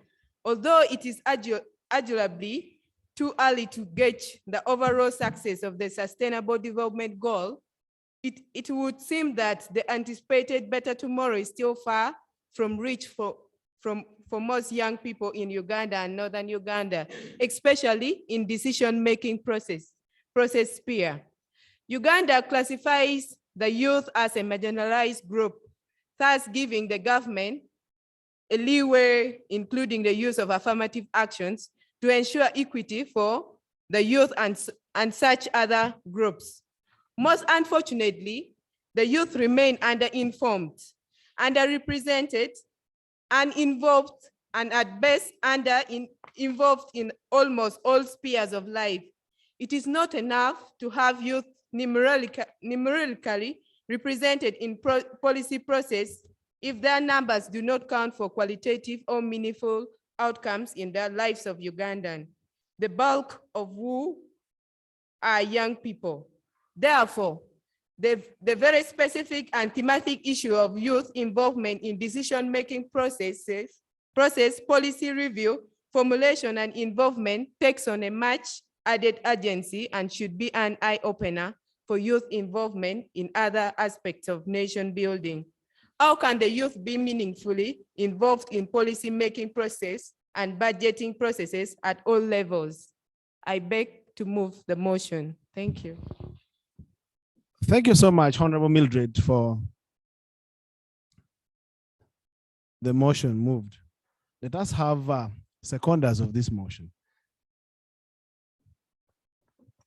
Seconders of the motion, Honorable Okane Emmanuel and Honorable Okot Gabriel. Thank you once again, the August House. I am here to second the motion for a resolution of Parliament to engage youth in the budget and policy-making process on the ground stated, with a current example of the Parish development model being implemented by the government, where the youth are rejecting the program basing on the promise that the president promised the youth that 30% of the 100 million that will be channeled to every parishes will go to the youth. But the implementation guideline is stating a different thing, that 30% of the members of every enterprise should be youth, which counteract the promises that was made by the president to the leadership of the young people. So I strongly second this motion. Thank you. Thank you so much, Honorable Okano Emmanuel, for seconding the motion. Next second of the motion. Honorable Okot Gabriel.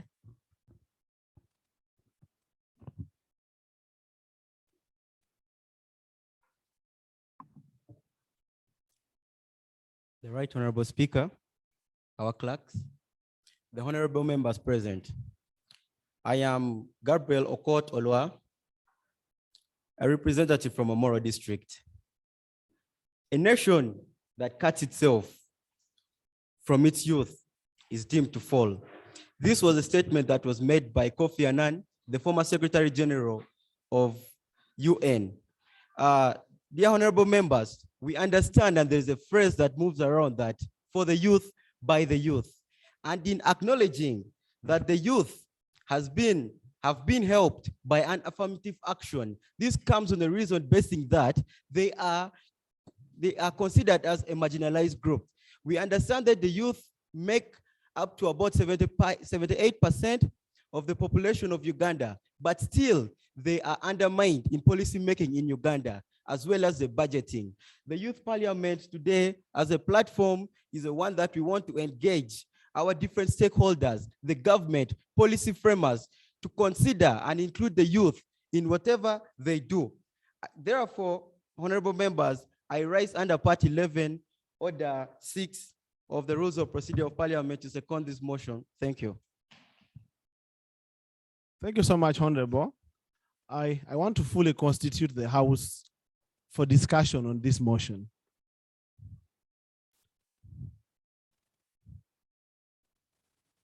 Yes, Honorable Diana Campus.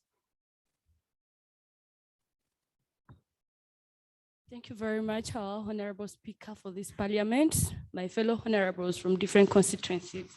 I'm Honorable Diana Campus from Gulu City. Honorable Speaker, to your table, I want to admit that youths are the majority in this country. There are around a statistic of 78% in the country. Besides being the majority, they are the most vulnerable people.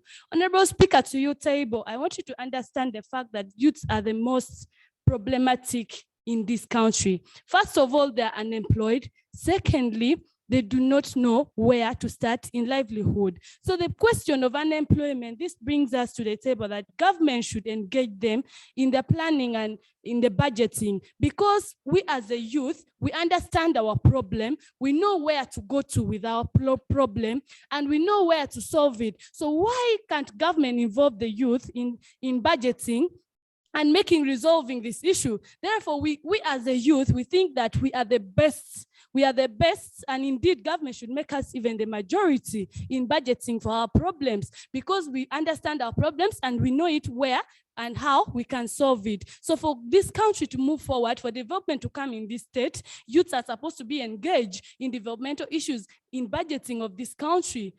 Thank you very much, our Honorable Speaker. Thank you so much, Honorable Atimang Lake Diana Campus.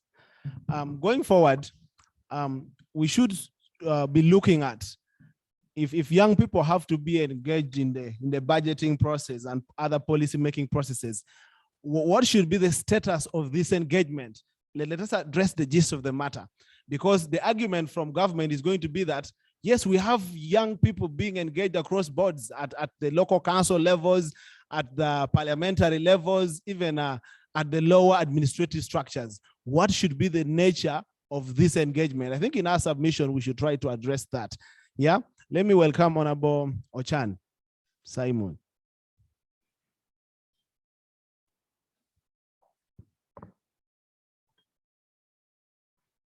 Yes, good afternoon, ladies and gentlemen.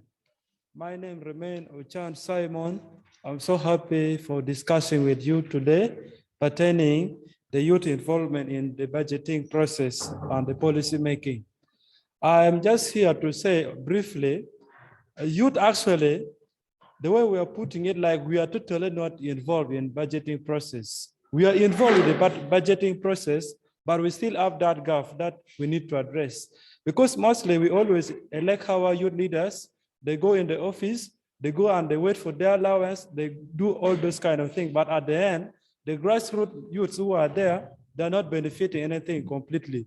That means before we start blaming the government, we also as the youth, we need to start finding out what are our roles in the budgeting process. From that point, it will guide also the government that these people, because every budgeting process, there's a procedure you have to follow. So what is your role so far as the youth leaders you need to take care and you make sure that you follow your role before you blame the central government. Because from that, your concern, that is where they have to do it, that thing. Because a case study, we are carrying some survey on the youth go budget. You find that if you go to ask youth about the youth go budget, most of them, they don't know. So that means there's a lot of people are not aware about the budgeting process for the youth. And yet these are the very thing that we as a youth leaders, we need to participate and make sure that they are involved through our collective bargaining power. So by this, we need to start changing our mindset. We do what is necessary to make sure that at least the grassroots youth, they should be in position to understand what is their role, so that when they're making budget, they know the position where, at least our position where it should be. Thank you so much. I'd like to stop here. Thank you so much, Honorable Chan Simon. I want to invite Honorable Akena Lamson to come and share with us what is his perspective. Like, I still insist, what should be the nature of the engagement? Like Simon says, government says we are engaging youth leaders, even in the parish development model. In every committee, I think there are youth leaders on those committees at the parish levels. What is going to be the composition? Yes, just do that in 60 seconds. Wonderful. Well, good morning, ladies and gentlemen. By expressing my particular, Akena Dennis Lamson is my name, the incumbent youth chairperson La Ropeje City Division. First and foremost, it's quite unfortunate that today I'm in my angry mood, and I deserve every reason to remain angry. Allow me say this.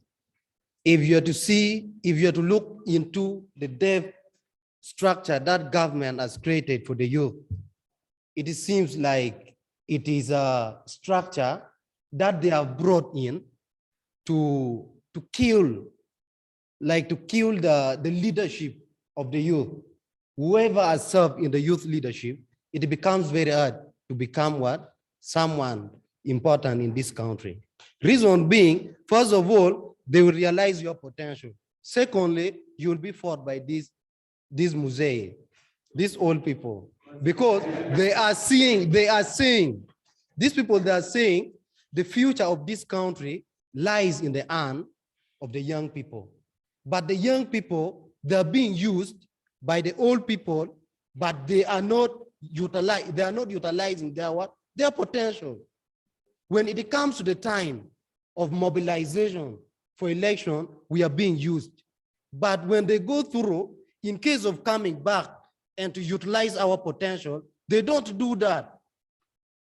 So I would love to say, when it comes even to this engagement of policy making, we are there, but we are suppressed. You imagine the whole northern region, let me say regionally, we have only 111 youth MPs. So all those people, they are poor people. The moment they reach there, if they are promised that we are going to give you 200 million, do you think they're going to? Honorable member, are you arguing for the increasing of the number of youth MPs? First and foremost, what I need is, we need to increase them, at least in every what? In every district, we must have what? One, at least to be fair. And allow me say this also. If you are to see, I'm a youth leader. Someone has been talking about what? Giving allowance. We are living down what? Other people down there. Let me tell you, my brother, it is not easy to be a leader, and it is not easy also to be led. I'm a leader, you are also a leader. But what we must understand is the government is putting us there, but we are not being facilitated anything. As you summarize? Yes, as I summarize, what I can say, allow me say this. The government has come out with so many what? Structures, but those structures are not working, so we need to advocate to them, so as those structures should be reactivated. Thank you. Thank you so much, Honorable Lamson. Honorable members, critical issues are now coming up. Honorable Lamson, in his strategy of having government involve young people in the budgeting process and the policy making process of this nation, is urging that we should have more youth members of parliament, having one regional youth MP representing each and every region in parliament, and perhaps one maybe national youth and national female youth in parliament is not enough. I do not know what you think about this. We already have about 550 plus members of parliament. Is there still space in that house? Yeah, let's brainstorm on this. Let me welcome Honorable, is it Monica? Yes, there's that Honorable Melia. You're most welcome.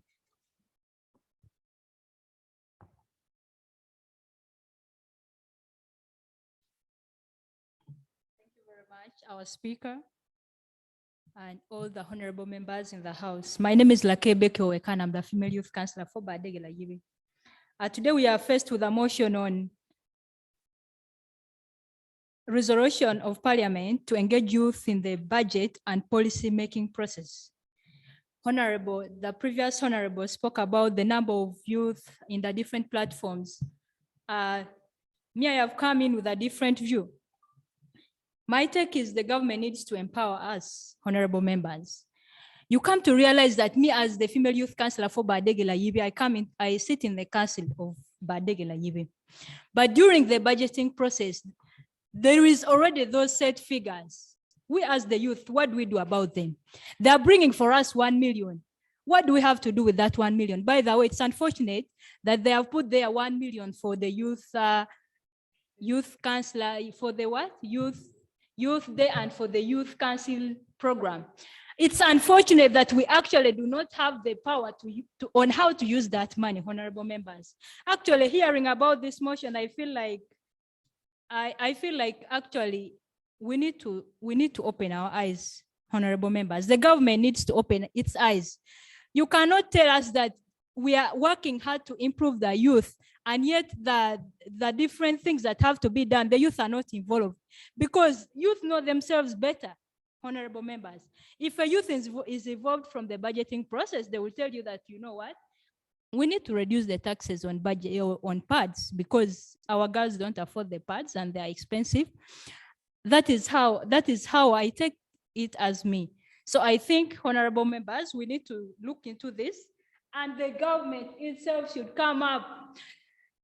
They used to tell us there is a decentralization. Do we still believe there is a decentralization? When the government is saying after we collect our taxes, they're again taking to the central pool, and then again they bring back. What is that all about? So on the use of our taxes, on the use of our revenue that we are collecting, we need to be involved from the village level. How many of you youth council from the village level or from the parish level are being empowered? We are not empowered, honorable members. Okay, the government can come and say that you people, you have your structures at the parish level, at the village level. But do we know that, do the youth have the information? Do they have the information that, yes, this is the month of budgeting and so on and so forth? I think hiding this information is what is killing us as youth. And so we need to stand up. For they who are literate should seek information and at least try to disseminate to the others. But our government needs to empower us. Thank you very much. Yeah, thank you so much, Honorable Betty. She brings in a critical aspect of youth empowerment. As young people are being empowered, I think their participation in the budgeting process increases because there is increased access to information, and also they also present their views on a number of issues that are being brought forward by government. Let me have the last. Let me have finally Honorable Daniel to give us his submission as the last person. Then I invite the person who brought forward this motion to give us his prayers. The Honorable Speaker, members of Parliament present, good afternoon. We are talking about the inclusion of the young people in the budgeting process and policy formulation. This is a very critical issue that for long it has been the plight of the young people. The government, yes, they have come up with several strategies to alleviate the situation of the young people. But unfortunately, most of the times the young people themselves are not consulted. They are not involved in the very process, in the very initial process of maybe formulating a policy or budgeting process. Therefore, what I am asking, when we are talking about the young people, we don't mean only the people who are maybe in the city or in designated towns and so forth, but let us look at the village level. I think that is where we should begin when we are trying to include the young people in the process of budgeting and also policy formulation. We go back to the grassroots there at the village level, and these people should be engaged. They begin to look at certain things that affect them right from the grassroots there and taken upward. I think by doing that, we are going to realize something at the end of the day. We have had several programs. The youth livelihood failed. It looks as if this money that have been budgeted for the youth livelihood, Miyoga, and now the Parish development model is only meant for some people to swell their stomach. It is not meant to help the young people to be uplifted to a higher level. So there is really need. We go back down there, the villages. Thank you.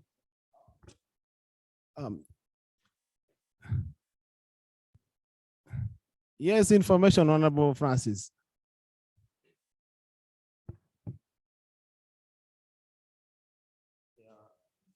Thank you very much, Right Honorable Speaker, and my fellow honorable members. My name is Francis Otim, Councillor for Kirombe Ward. I want to inform honorable members that, especially those who are elected into position of leadership, whether it being councillor, chairpersons, I want to inform you that you have the power, you have the political power to demand for whatever belongs to the people you are representing. I want also to inform you that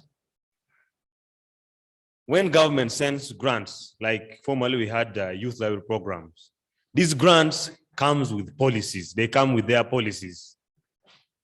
Interest yourself in understanding these policies. Once you are informed and you know these policies, you can challenge these officers, the CDOs, and the others who are at the what? At the youth desk. Once we have the information, no one will be what? Tossing us around. Lastly, I want to agree that youth are being involved in the budgeting process. From a background of a local government, where I sit, we have youth leaders, youth councillors, who sit and discuss the what? Sit, discuss, and approve what? Budgets.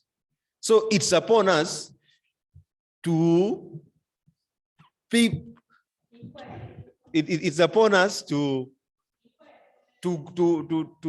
become self-aware that we have the power. Honorable Francis, Honorable Diana seems to have an information for you. Yes.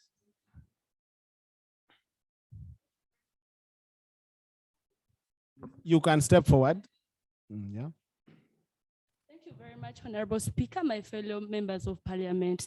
I want to ask my dear pre-current speaker, at what capacity is the involvement or inclusion of this youth in budgeting and policy making?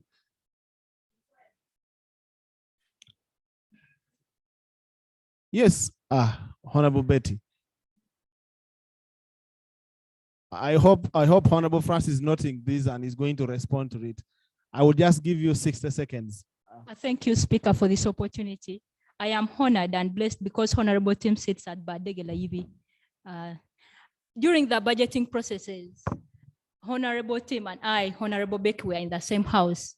And when we were presented with a figure of 1 million, Honorable Francis, when we tried to inquire, what did the Treasury tell us? Thank you very much. Thank you so much, Honorable Nenchan. Let me allow Honorable Francis to respond to these issues before he forgets them. Very, very critical issues. It's on the same issue. Just 10 seconds, please. He might forget them, and I'm really interested in how he's going to respond. Please come forward. I thank you, Honorable, that they were engaging question among themselves. We need to get to know that this is a regional platform. What takes place in Gulu City is not taking place in Uganda District, where I represent. So we need to stand here and debate the motion that will help all the youth in Uganda. Thank you so much. Yes, Honorable Francis. Just 1 minute, please. Yeah, thank you very much, Right Honorable Speaker, and the honorable members who brought their two questions. One, I want to put it clear that in the budgeting process starts right from the grassroots. That is needs assessment. And during these meetings, we have representation of what? Youth leaders. It's unfortunate that due to lack of empowerment, most leaders, youth leaders who are elected in this position don't know that it's important for them to attend this meeting, and that gives a gap. Honorable Francis, who is responsible for the youth lack of empowerment and lack of information in the processes that takes place? Who is responsible for this? Right Honorable Speaker. Right Honorable Speaker, thank you very much. Honorable members, let's have order. Right Honorable Speaker, like in any other organization, induction is important. And I do believe that most of the youth leaders have been what? Inducted. So I think it's the role of that particular government, in this case, the local government, for our case, to what? To organize such engagements. To answer Honorable Becky, I would want to say that let us interest ourselves and make especially the technical people, we call them the technical staffs, to know that we have the power to direct whatever we want them to do for our people. They will only come to give us technical what? Guidance. As you summarize in 5 seconds. As I summarize, one thing that I would request is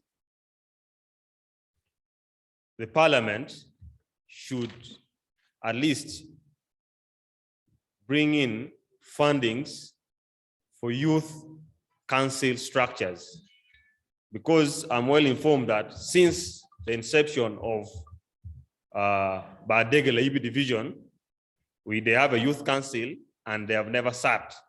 The same with Bajalaro. It's only with Gulu City because there are some few resources up there. So we think if the government can finance these youth councils, it can, for them to be meeting and coming up with issues that they later will forward to their what? Youth council. Thank you so much, members of Parliament. Thank you. Thank you, Honorable Francis. Just a quick one. Before we get to our online members, honorable members who are following us online, Francis supposes that young people have a responsibility to demonstrate commitment. Young people have a responsibility to demand for what belongs to them, and perhaps remind the people in the authority that this belongs to us. We are very organized. We are better placed. We are informed about it. Therefore, we deserve it. Yeah. So that means if there is any negligence at any point of young people trying to wish that miracles should happen for them when leadership is not being demonstrated, I think that is not fair. That young people are demanding for involvement, but involvement without commitment.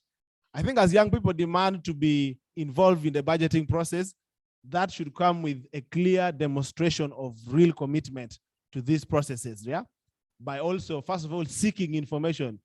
I think information is free, and it takes only a personal effort to look for information, avail it with yourself, get so much composed so that you are ready to get involved in government processes, right? I do not know if we have other people following us online. Maybe, are they there? Are there people want to submit online?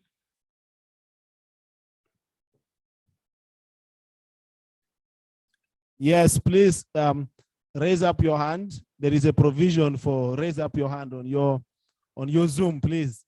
We shall note you from here, honorable members. We are really taking care of you, and your views really matter to this parliament. The fact that you are joining us from outside the confine of this room does not mean that your views does not count. It really does count, and we are very mindful about it. So I would request that as we go on deliberating, we try to hit on the action points. What are we going to do as youth leaders, as young people? Yeah. Now, at this particular point, let me invite the person who moved this motion, Honorable. Yes, Mildred, to come and give us her prayers as we conclude that motion and going to the next. Mildred, yes. Thank you, Mr. Speaker. It's our prayer on the motion that we have moved that the government empowers youth on budgeting and policy making. Well, Mr. Speaker, you talked about commitment, but trust me, you cannot be committed without knowing the various processes that take place. Trust me, if you go out there in a village down there, if you ask a youth the processes of budgeting, none of them, out of 10, maybe only one will let you know that. So we ask the government to empower youth, give them this information so that they can access. You go to sub-county notice board and the notice board is empty. The notice board is supposed to give information so that youth can access it for people who don't have access to internet and so many other things. Honorable Mildred, do young people read these notices on the notice boards once they are put? Yes, they do. They do, especially on jobs. They do. Especially on jobs. They do. I do not think that we should only be reading notices that are related to jobs. I think we should also read notices that are concerned with governing government budgeting processes and then government programs that come to us.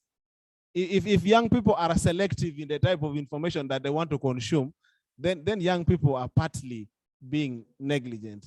Mr. Speaker, sir, the budgeting and the policy staff also is part of jobs, right? Young people can also access that. Also, on this very motion, we also advocate for a ministry for youth. We should have a minister of youth because currently youth falls under the Ministry of Gender, Labor and Social Development, of which this ministry has so many people to cater for. We have the children, we have the elderly. So the youth being the majority people in the country, we advocate that youth should also have its own ministries. On this same issue, Mr. Speaker, we also advocate that there should be increase in the numbers of regional youth MP. Northern Uganda alone has so many districts. It covers even West Nile. It covers the Lao sub-region. It covers a Acholi sub-region. How many districts are in a Acholi sub-region? How many districts are in Lao sub-region? Are these youth MPs able to get down to the grassroots to understand what takes place? So we advocate that youth MPs should be included in the parliament. Thank you.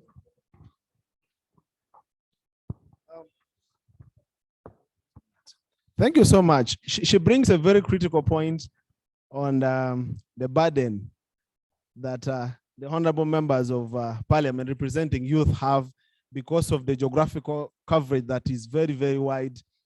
I understand that is a key issue, but I wanted to find out, I'm thinking within myself, if we look at the aspect of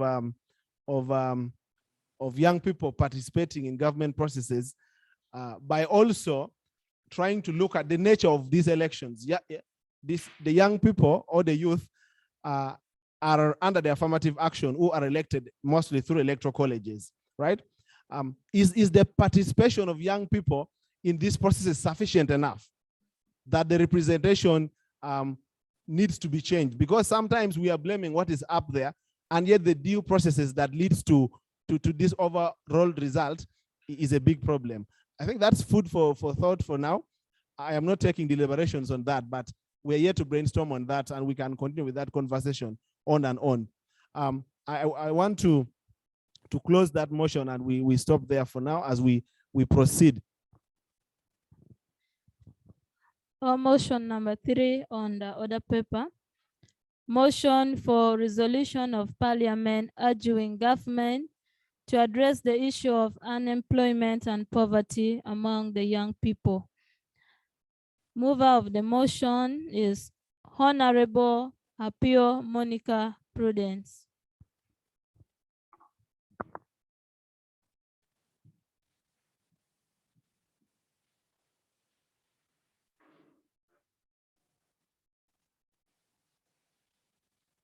Thank you so much, the Right Honorable Speaker and the members of Parliament at large.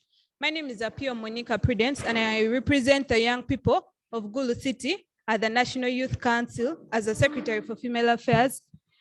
I would like to move a motion for resolution of Parliament urging government to address the issue of unemployment and poverty among young people. The government of Uganda today is facing a huge challenge of unemployment among young people.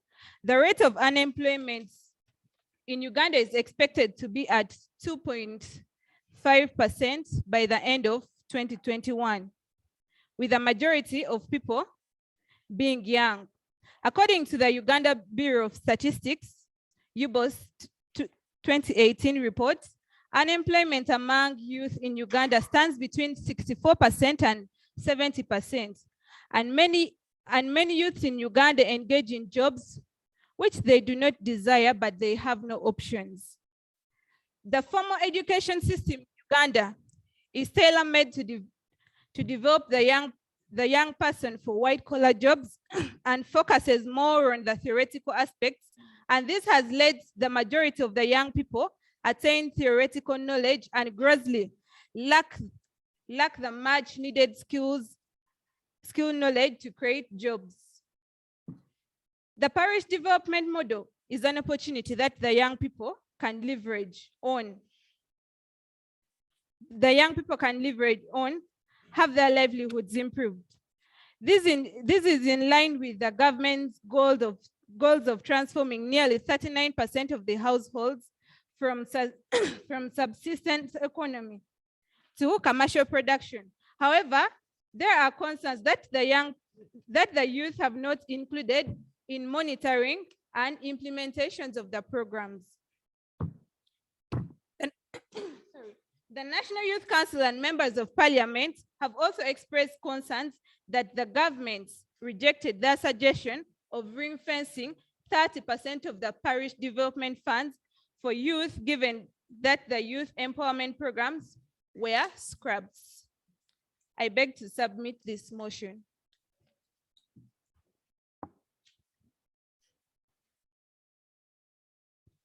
Thank you so much, Honorable Monica Prudence, for the motion. Let us have people who are seconding this motion.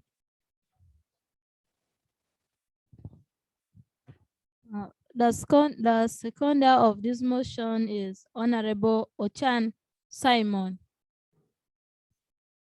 Honorable Ochan Simon.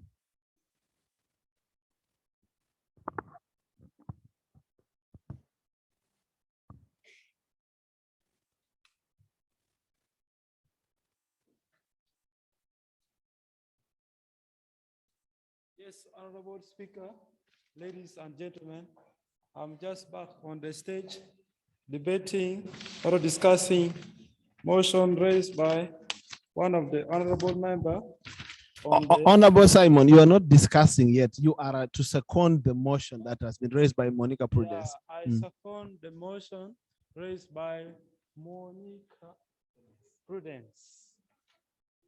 Okay, thank you. Thank you so much, Honorable Simon. Second is Honorable Akena Lamson.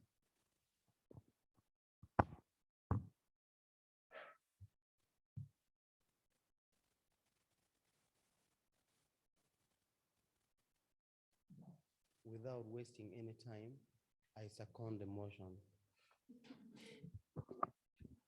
Thank you so much, Honorable Lamson, for briefly seconding the motion. Honorable members, I want to have your attention as I constitute the House for discussion.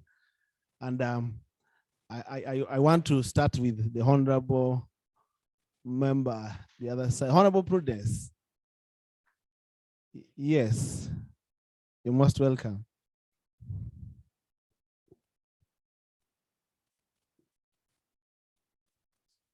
Thank you so much, Honorable Speaker.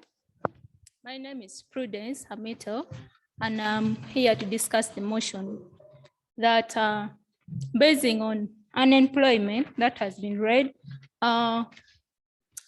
people who graduate, like recently I've been at Gulu University, and a lot of students, actually a lot of graduates were there. But on that day when they were graduating, the Vice Chancellor talked about the parish development model, but the information was given on the wrong ground because students were excited on that day and none of them listened to that.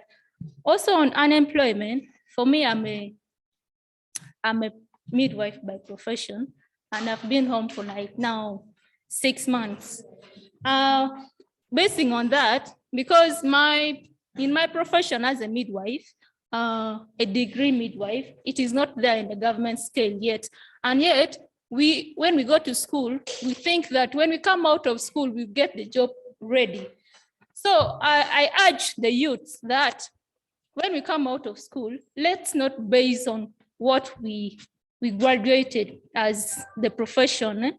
You can do things that are related to your profession because these works are not ready anywhere. Thank you.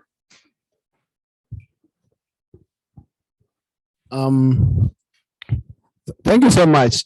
A question that I wanted to ask Honorable Prudence. Maybe you could answer me just in a few seconds. You said that young people should demonstrate flexibility from shifting within one line of occupation to another in case the other one is not available. The question which I want to put forward is that, are those other ones available so that we can even move and occupy them? Are they available? I am a trained nurse. Maybe perhaps the nursing job is not there. I want to do nursery teaching, maybe perhaps. Is it readily available for young people to take it? Thank you so much for that question. Actually, I didn't mean in that line. Yes. If you are a nurse, most times we come out, we want to do the nursing job, but it is not available. So you can do things that are related to nursing. You can go and maybe be in a drug shop, you can be in a pharmacy, something related to nursing, or you can go and work somewhere in sexual reproductive health, something like that. Thank you. Okay, thank you, Honorable Prudence. You could take your seat. Now that is subject to the fact that must also be available, right? Yes. I am looking around and let me see who has not talked. Yes, Honorable. There's this Honorable. Yes, Honorable Akello. Yes, I am forgetting the other name. You're welcome. Let us have submissions from you.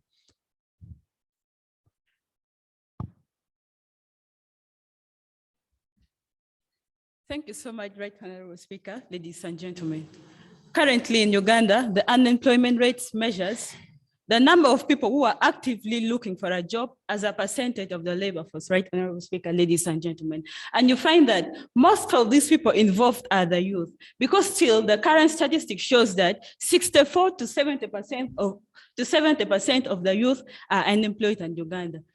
Can't the government, the biggest question that we as the youth are asking ourselves is, can't the government really do something to help us out of this situation? The government has a lot to do to help the youth out of this situation, right, Honorable Speaker, ladies and gentlemen. We feel that the government can really improve on our education system to help us out of this situation, Honorable Speaker, ladies and gentlemen. Because the current education system of Uganda seems to have failed and is still failing most of the youth, right, Honorable Speaker, ladies and gentlemen. It is the kind of an education system that is providing more of a job seeker rather than a job creator. Honorable member, I think government is already making an effort to improve the education system by introducing what we call the new lower ordinary level secondary. Is it meant to solve the issue? Because government argues for the fact that this is a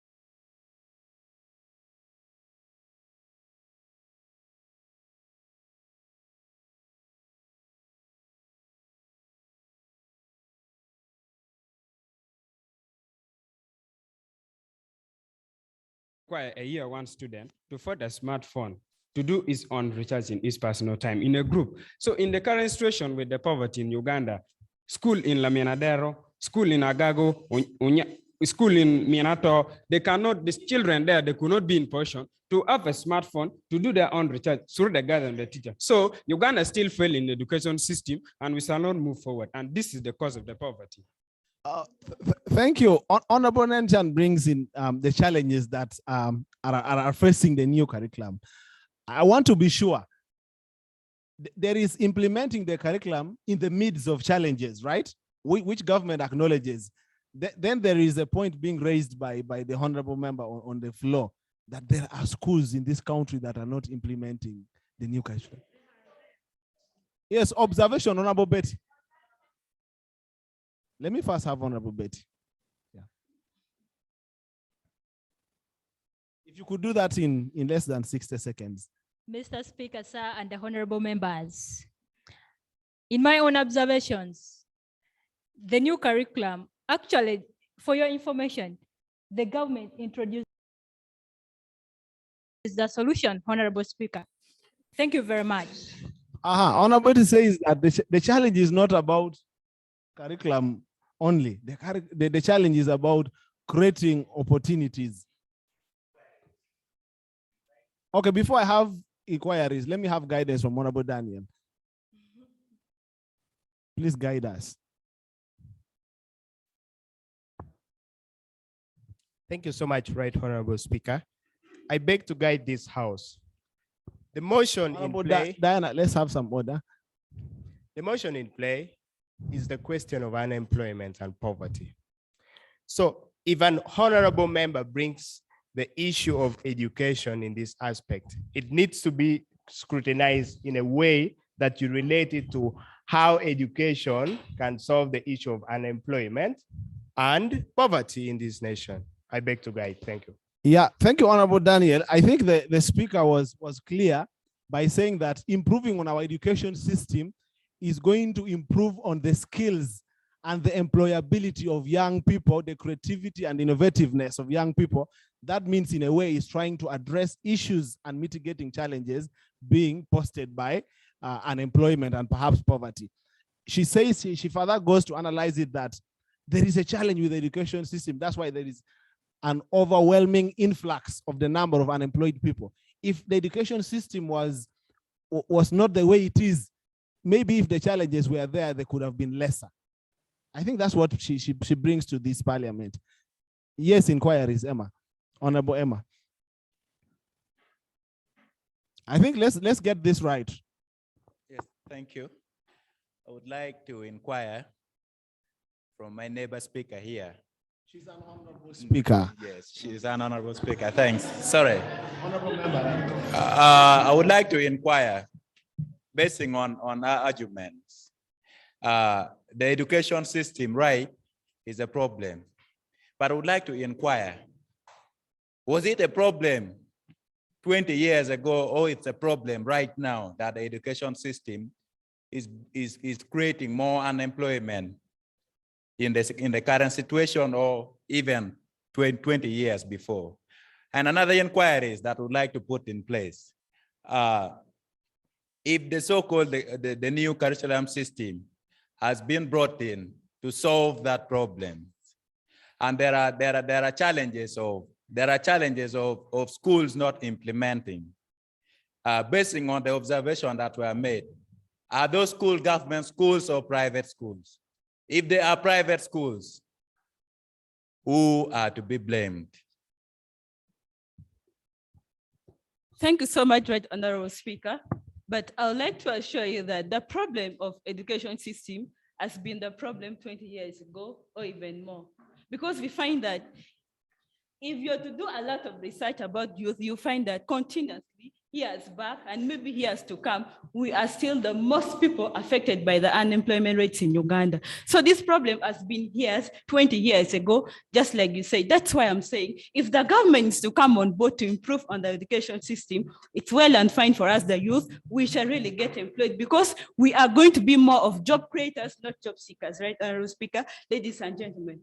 These other schools that are not really implementing the lower curriculum that has been brought in by the government, you find that some of the government schools are not even implementing, including even some of the private schools. But still, you'll find that most of the private schools are the ones implementing this curriculum-based education, right, Honorable Speaker, ladies and gentlemen. The government is not considering the rural schools. The government only concentrates in the urban areas. The government only provides the services for the lower Honorable member. in the urban areas, leaving the rural. Honorable member, as an aspiring youth leader, or perhaps as an existing youth leader in this country, how should government deal with the challenges of poor implementation of the new lower secondary school curriculum that is intended to solve the unemployment crisis in this nation? What is your advice to government? My advice to the government is to do thorough follow-up, because you find that the government sometimes sends people to take the scholastic materials to school, but the government does not follow up these people. There is a lot of corruption. People are being corrupt. People are using these funds for their own personal benefits other than for the students at school, right, Honorable Speaker? As you summarize. I beg to stop here. Thank you. Okay, before I welcome another member, we are discussing issues, but most importantly, we need to have action points. We need to have resolutions, which resolutions can be adopted by our policymakers, by our national parliament, by our local government councils, by members of the civil society organizations, non-governmental organizations, and other authorities that we have. Now, the challenge of education of the education system is pointed out as one of the things that is leading to the unemployment crisis in this country. And I think government already, through the National Curriculum Development Center, is already making an attempt to revise the curriculum. There is curriculum revival. That's why there's the introduction of the new lower ordinary level secondary school curriculum. And we want to accept that this is met with a lot of challenges, okay? There are financial resources and other monitoring resources, yeah, which are lacking. Even some schools have not yet got the equipment that they're supposed to get. Now, the question that I'm posing to the House is that how can government strengthen, you know, we already have a challenge. There is already a policy in place. There are challenges facing it. The policy is not going to run away because government says this policy must stay. How do we strengthen the implementation of the new curriculum that government believes is going to try to address the challenge of more job seekers than job creators, you know? How do we strengthen the implementation? As youth leaders in our various capabilities, what should be our take in this? or we should just corner ourselves somewhere and we just pour a fire on governments. You're not doing this, you're not doing this. Is there anything we can do as youth leaders? Let me have Honorable Lamson.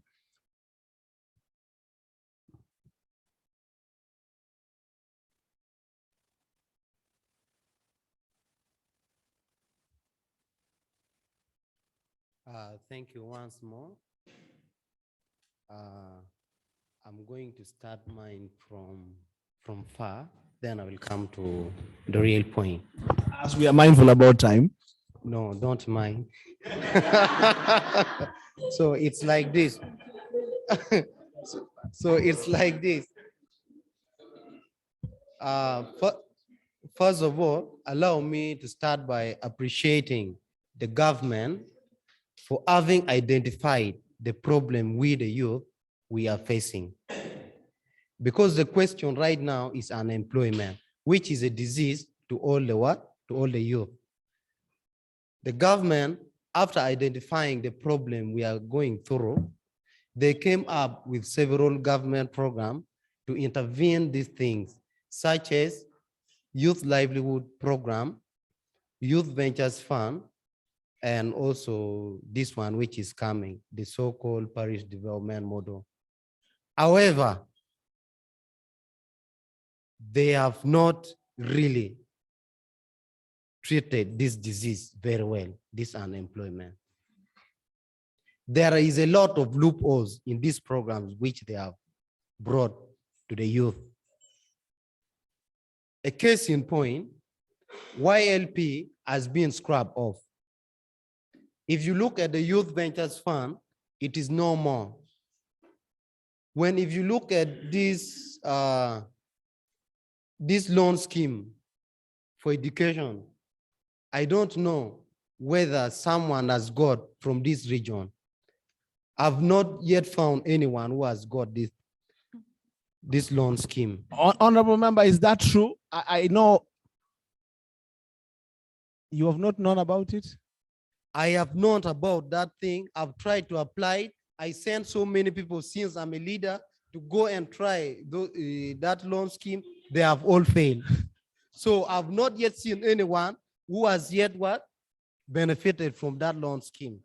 Yes. Let us have information. I am critical about this, very critical.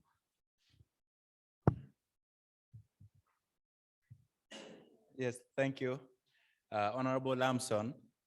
Honorable Speaker, I am one of the students who graduated just on the 17th of June from Gulu University. And I would like to inform the precurrent speaker that in our lot, 19 students who were under loan scheme graduated. But the argument could be that the regional balance is not fair, because in other regions, they take more students into the loan scheme, but when you come here, you find the number is very small. That is the argument. Okay, now members, honorable members, we have two contrasting issues here. Honorable Akena Lamson says for him, he does not know about anybody who has succeeded, neither benefited from the student loan scheme. The Honorable Emmanuel Okano points it clearly that he is one of those beneficiaries of the student loan. Is that?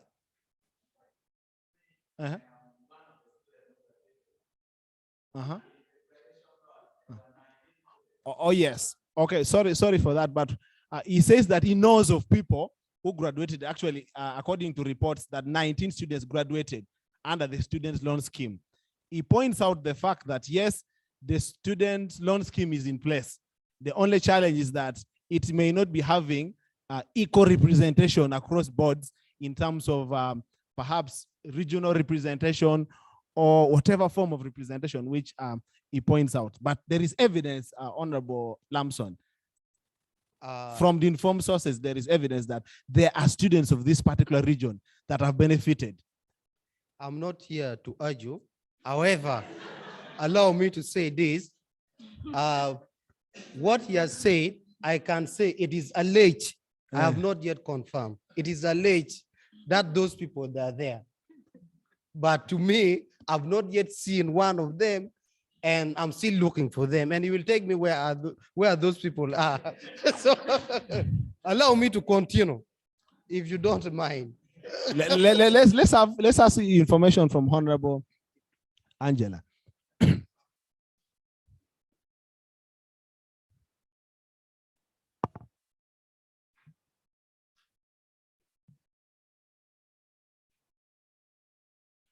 Thank you so much, Right Honorable Speaker. The precurring speaker, Honorable Sir, was talking about Youth Venture Fund. However, talking about, we're talking about the Students' Loan Scheme. A number of people have benefited from the Students' Loan Scheme. But my question is, what is the criteria of getting that Students' Loan Scheme? Secondly, those who have benefited, have the government given them employment for them to repay back the loan? Thank you. Okay. Maybe as legislators, we need to do more research. What was the ultimate goal of the Students' Loan Scheme? What was it intended to achieve? What were the objectives of the Students' Loan Scheme, so that we are able to measure whether the 19 students who graduated from Gulu University, perhaps maybe the 20 or the 30 students who have graduated from Makerere and perhaps are serving their purpose? Honorable team seems to be having as an information. Yes.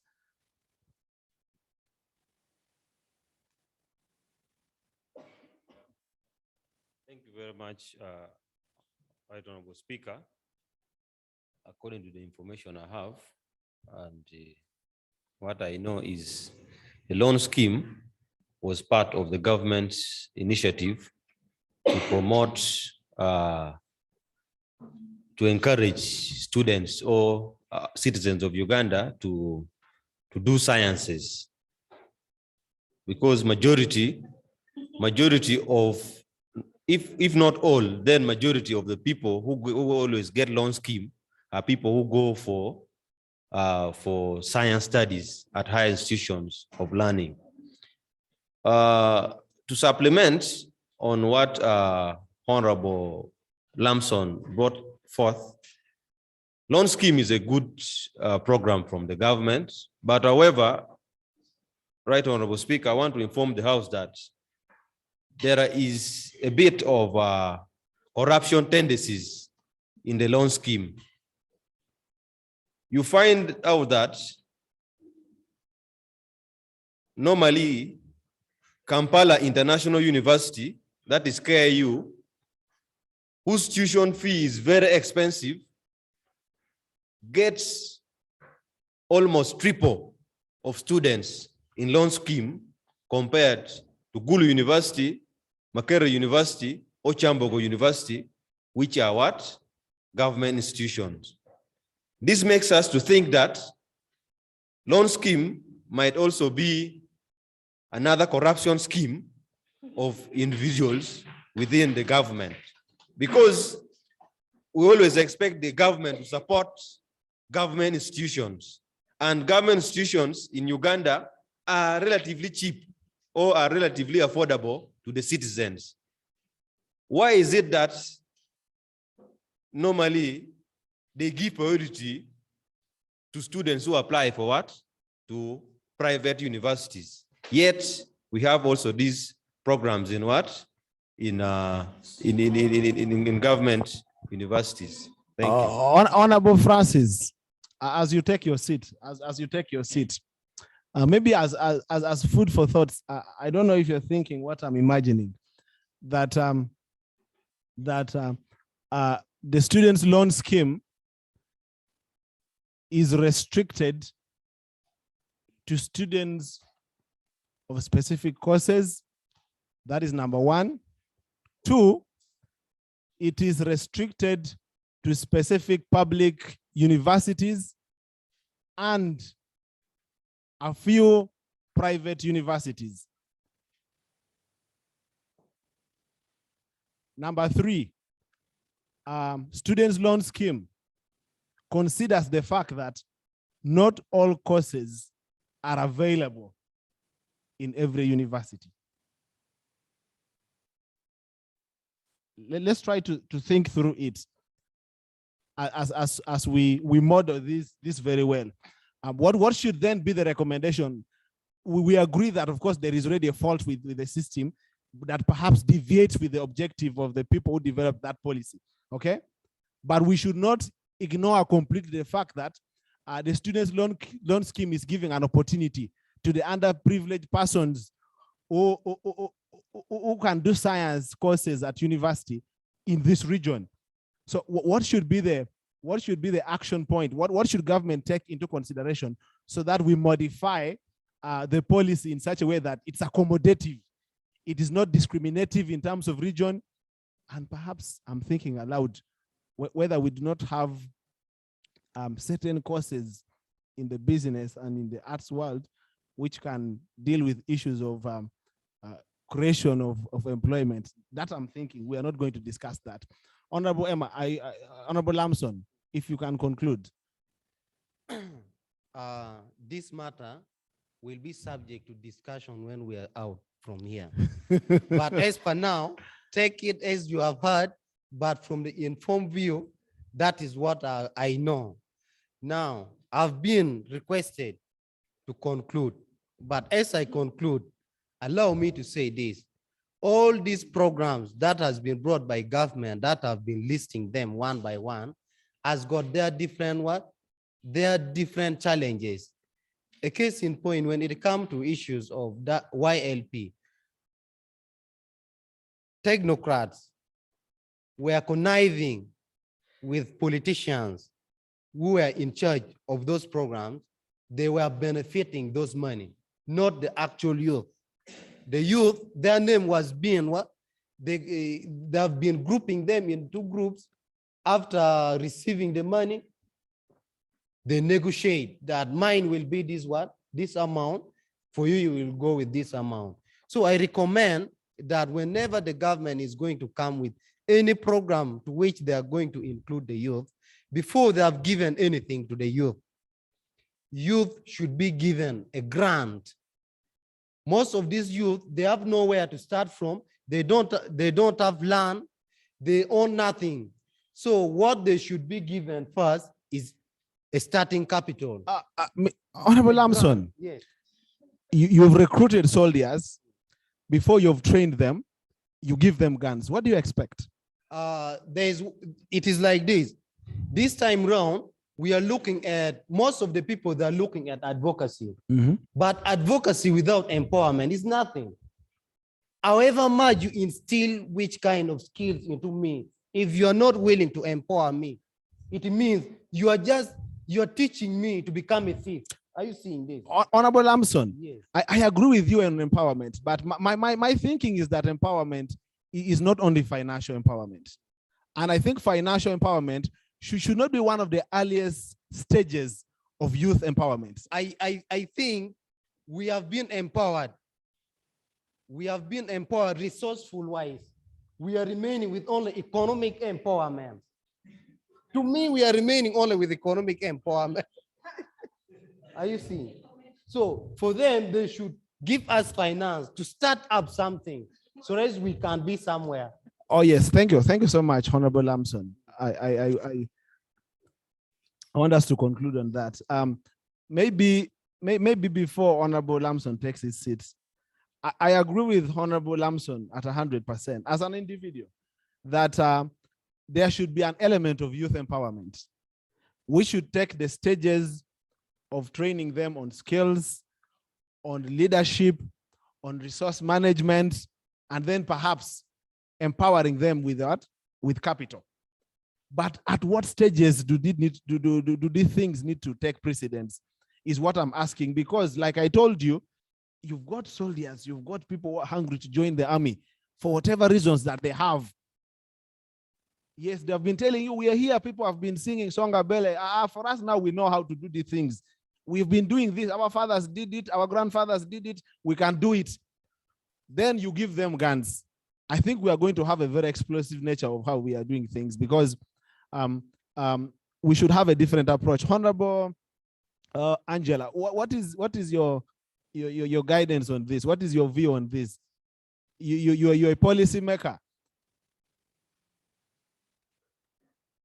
What should inform our support in terms of economic empowerment to young people so that we leverage their capacity? Thank you so much, Right Honorable Speaker.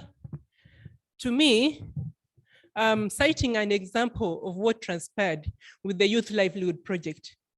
This money came at the period of campaign, and many youths were not trained on how to use this money. Now, if the honorable member right now is talking about receiving a grant and giving the youths to start something, we first need to prepare them, prepare the mind, first of all, the mindset. Who are the people receiving this money? Secondly, what are you going to do with the money? Trust me, if you give about 5 youths today 50 million without telling them or training them what they have to do and utilizing on their profit so that they can maximize it, ask them after a week how much they have in the account. They may not have used any amount of money to do anything productive, but you'll find them today, maybe I'll have a Kabiriti phone, tomorrow I'll have a very expensive phone, iPhone. You come to my house, you'll find a flat screen welcoming you. You'll find a sofa set. You'll find even a new girlfriend I have. But if we are getting a grant, let us first prepare the mindset of the youth to make sure they utilize this money. Then we ask for a grant for them to start up something for themselves. Thank you. Honorable Lamson, do you agree that financial literacy is key before we advance grants to young people? There are a lot of organizations which they are doing that. If I'm to list their name, there are a lot of organizations which are doing skills training when it comes to entrepreneurship. They are there. But what they lack is only that startup capital. Yes. Thank you, Honorable Lamson. You can take your seat. Yeah, our time is fourth spent in 10 seconds, Honorable Emma.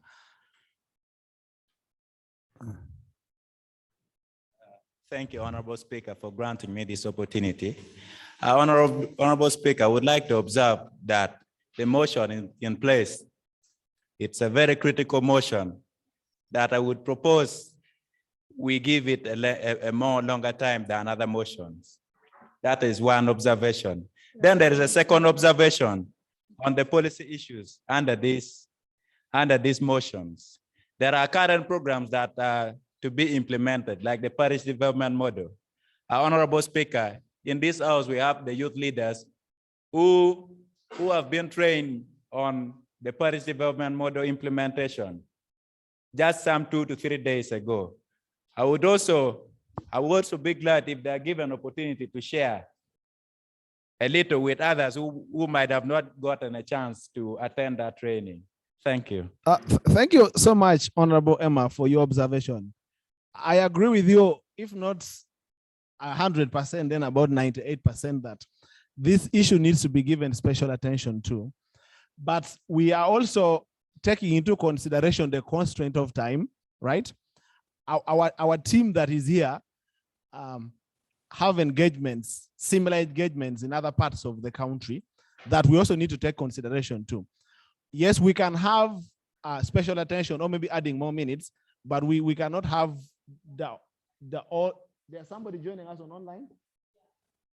Okay, let's first pick the person online.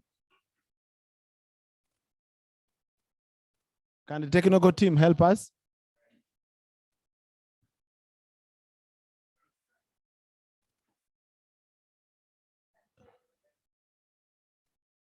Yes, Honorable Brian Onen Roth.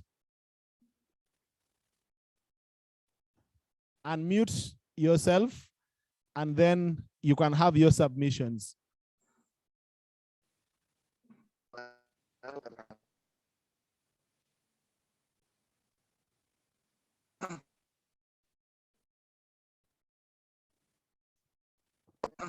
Hello. Hello, We can hear you, Honorable Onen Chan Brian. Please speak to us. All right. Okay. Thank you for this opportunity, Mr. Speaker. I'd like to deviate a little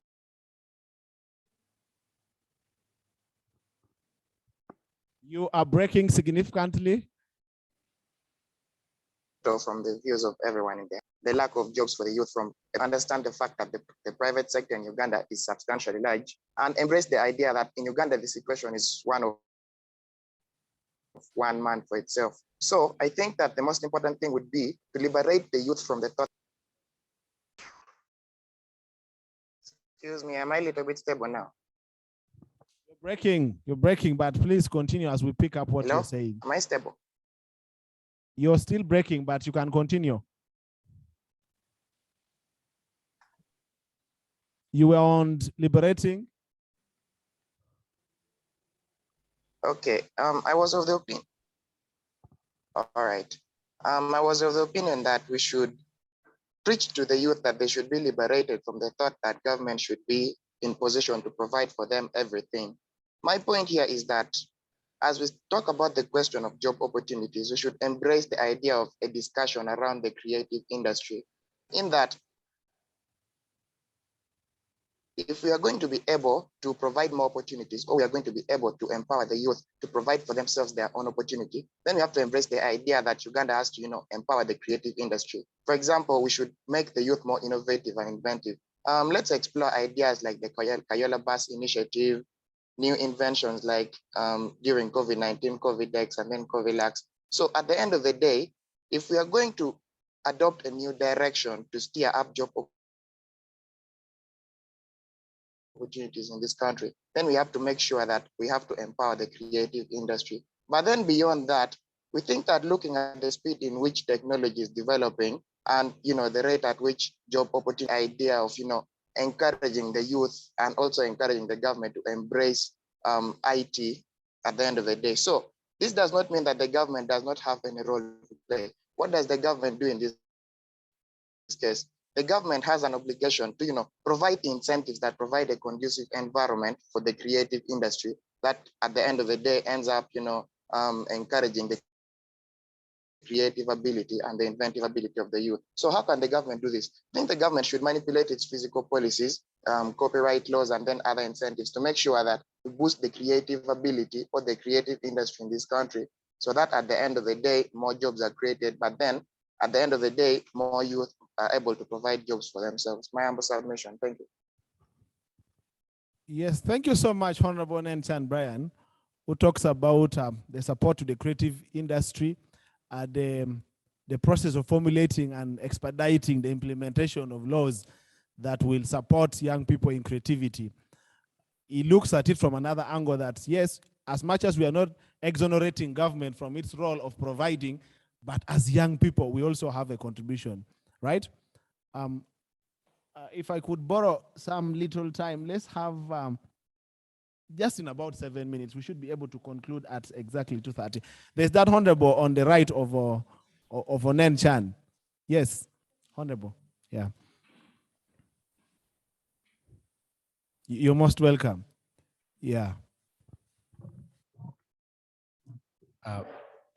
Thank you once again, Right Honorable Speaker, for giving me this opportunity to address the floor of Parliament on the issues regarding unemployment and poverty, especially in northern Uganda.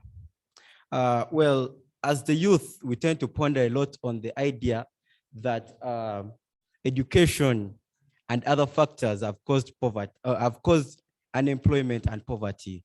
But when I came to think of it, as we were discussing previously on the inclusiveness of youth in policy making and budgeting, I was of the view that there is an institutional weakness, especially on economic planning when it comes to the youth. When you come to think of it, Right Honorable Speaker and the honorable members at large, the setup of Uganda, there is the government and the private sector. Under the private sector, the informal sector, of which there is agriculture, okay? But when you look at it, the budgeting and all that imposes high amount of taxes on some of these items that are disregarding the youth from taking up such mantle to empower themselves economically and establish ventures that would actually elevate them from poverty and unemployment. We believe that the youth in Uganda can stand for themselves. We don't look always, I want to substantially put myself together in the rightful thinking of the former speaker, that is right, Honorable Brian Onenchan. He stated that we should look at the government, not always at providing financial support. So in thinking of that, the youth have the potential to support themselves, okay? But when you look at the government policies, the youth bring the greatest percentage in the population of Uganda, that's about 78%, are having a lesser representation in the budget making and the policy framework and policy framing in Uganda. How do you convince me, therefore, that the youth can therefore go and present favorable policies, debate on taxes favorable to help them in making themselves adventurous and successful in the businesses initiatives that they're going to undertake? Thank you very much. Thank you so much, Honorable. I want to welcome this Honorable right in front of Honorable Tim Francis. Please, let's have your submission on this issue of employment and issues related to poverty eradication or poverty alleviation in this country. Okay, thank you so much, Honorable Speaker, for giving me this opportunity to address my fellow honorables in the building. I have three areas to put across only. One, we as economists, we are after problem solving, not problem creation. One, I think this issue of unemployment has become a very great chronic disease in this country of ours. Why? Because the government has failed totally to look any ways around to seize these young generations of ours. That one is none other than youth. That is why the government, I thought it's why that the only solutions for this unemployment is to create districts so that many youth should engage in what? In politics. That is one. Secondly, the government, I thought it's wise that to eliminate the issue of unemployment, you need to create this what? This age limit for joining military. That is where, that age bracket is where most of the youth are now falling in. So we need to question ourselves. Now, solutions for education as a source of, as a reason for unemployment solutions is that the government should itself train these people coming for training, the teachers for their implementations. Those trainees, those trainers who are coming in for trainees, who are coming in to train the people to implement in their projects, they are lacking knowledge. They're not all that conversant with the what, with the activities they are coming in for. So they are just staying there, doing nothing, rolling their hand up and down, doing nothing, consuming the government whatever for nothing. Meaning, job in Uganda is now in 3 dimensions. One, as you conclude. Yeah, as I conclude, jobs in Uganda is now in 3 dimensions. One, joining bakery. 2, joining military. 3, if you are not all that engage yourself in beauty, whatever, then you will just forget and relax. I rest my case. Thank you. Thank you so much. Quite a lot of beautiful discussions that are coming, but like I promised you before, we need to have these discussions exhausted, but because of the constraint of time, I'm going to invite Honorable Betty to give her submissions, and I would request immediately after that the person who brought forward this motion to conclude, to give us the prayer. Thank you. Thank you very much, Mr. Speaker, sir. You know, one of the challenges that we as youth face is that we are suppressed, even by our fellow youth.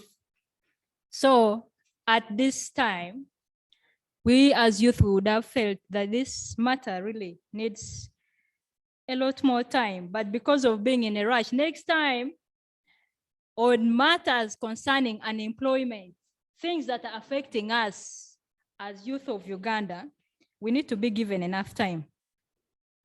Honorable members, I have come up to speak about the challenges that we as citizens of this country are facing. One of the challenges we are facing is that the government does not support the idea of the minimum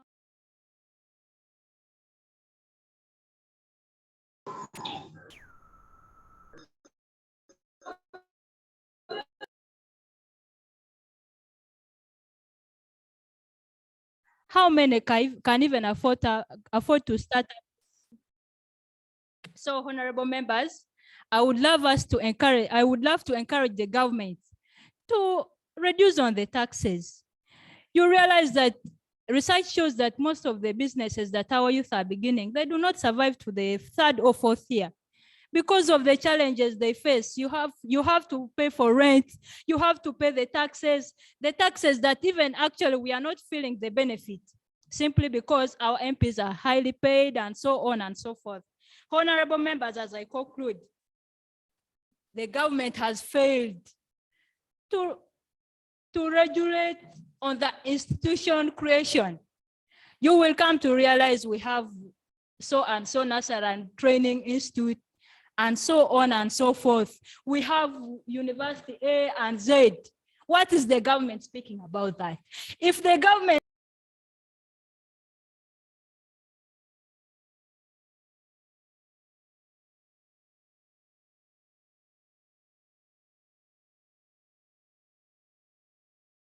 everything, we as youth, it is not that we want to do the alcoholism and so on and so forth.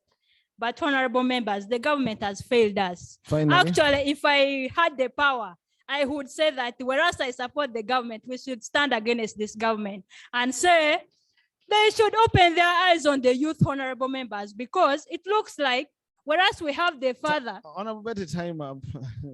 whereas we have the father, we as the children are leading ourselves. Thank you very much.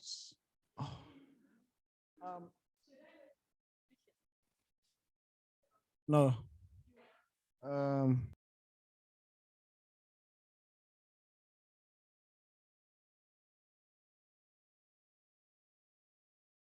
The only way to fight poverty is by empowering youth and engaging them into different employments. But if we keep on blaming even the government, we shall not get what we want. One of the discussants talked about being innovative and inventive, but by this, we also need government support. Recently, a student of Comboni College came up with a solar that can be used for cooking, and they were requesting a government support, but up to now, the government has failed to support these people.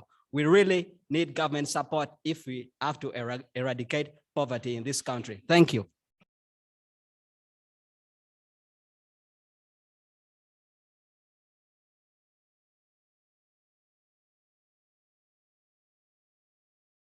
Notice where the youth falls. We no longer have any project targeting youth strictly, except the parish development model. How are we going to tackle that? The parish development model is coming with a lot of prophecies. Even in the Bible, I've been doing statistics in the Bible for the past 6 months. I realize there are 3,268 prophecies that were fulfilled in the Bible. There are 3,140 prophecies that were not fulfilled in the Bible. How many prophecies will this parish development model fulfill? As I place to the government that let them hear the youth, let them consider the first promises we negotiated, that the youth enterprise should take 30% of the 100 million that goes to every parishes. In that, I conclude, as I take these statements to the profound body, to the people concerned, that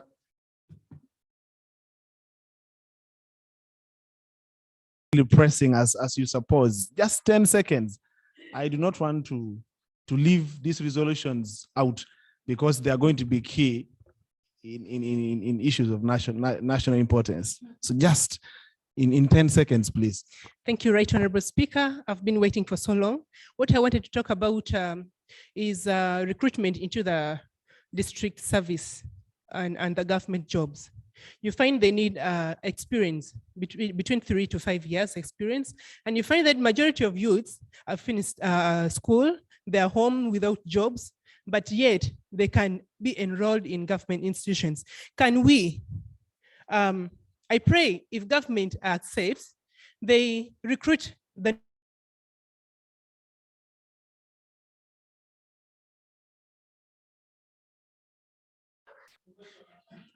Honorable Nenshan, I'm not taking that information. No, please. Please summarize. No, as I summarize, as youths, let us not wait for the government. A number of trees have been cut down, and that is why we are suffering. We are not doing good farming. There is no rain. Let us embrace planting more trees. You can reap in 10 years. Without looking for a job somewhere, you just go and cut your tree and get your money. Thank you so much. Oh, thank you so much, Honorable Angela. Let me have the person who brought forward this motion. Who? She's the one who brought the motion. Yes, I want her to conclude and her prayers, yeah. Thank you very much.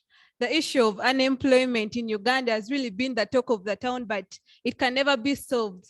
However much we discuss about it, but we can reduce on it.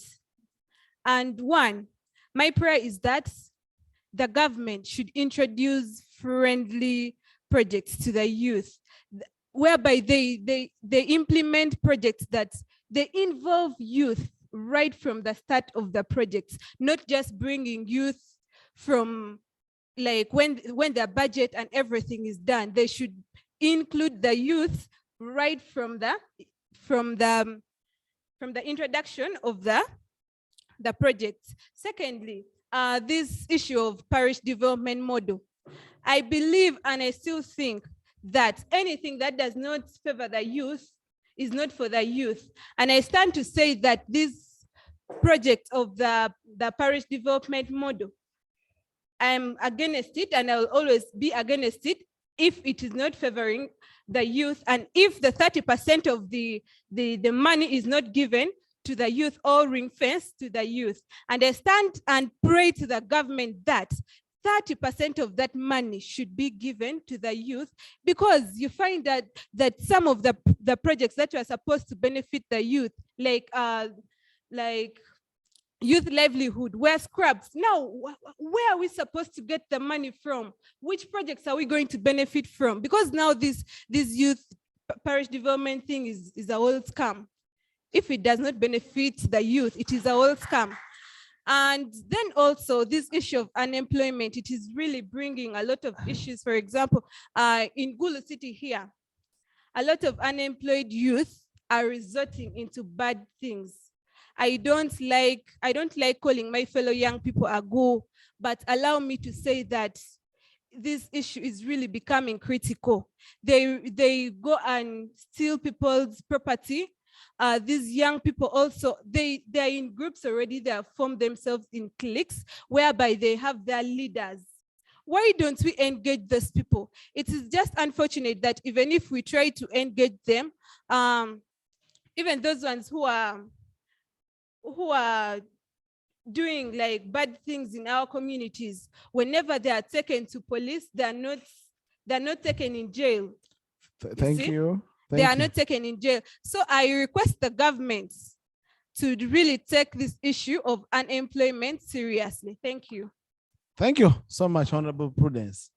And thank you so much, honorable members, for the beautiful submissions. We will not take submission after a motion has already been, yeah? I don't think that is in order.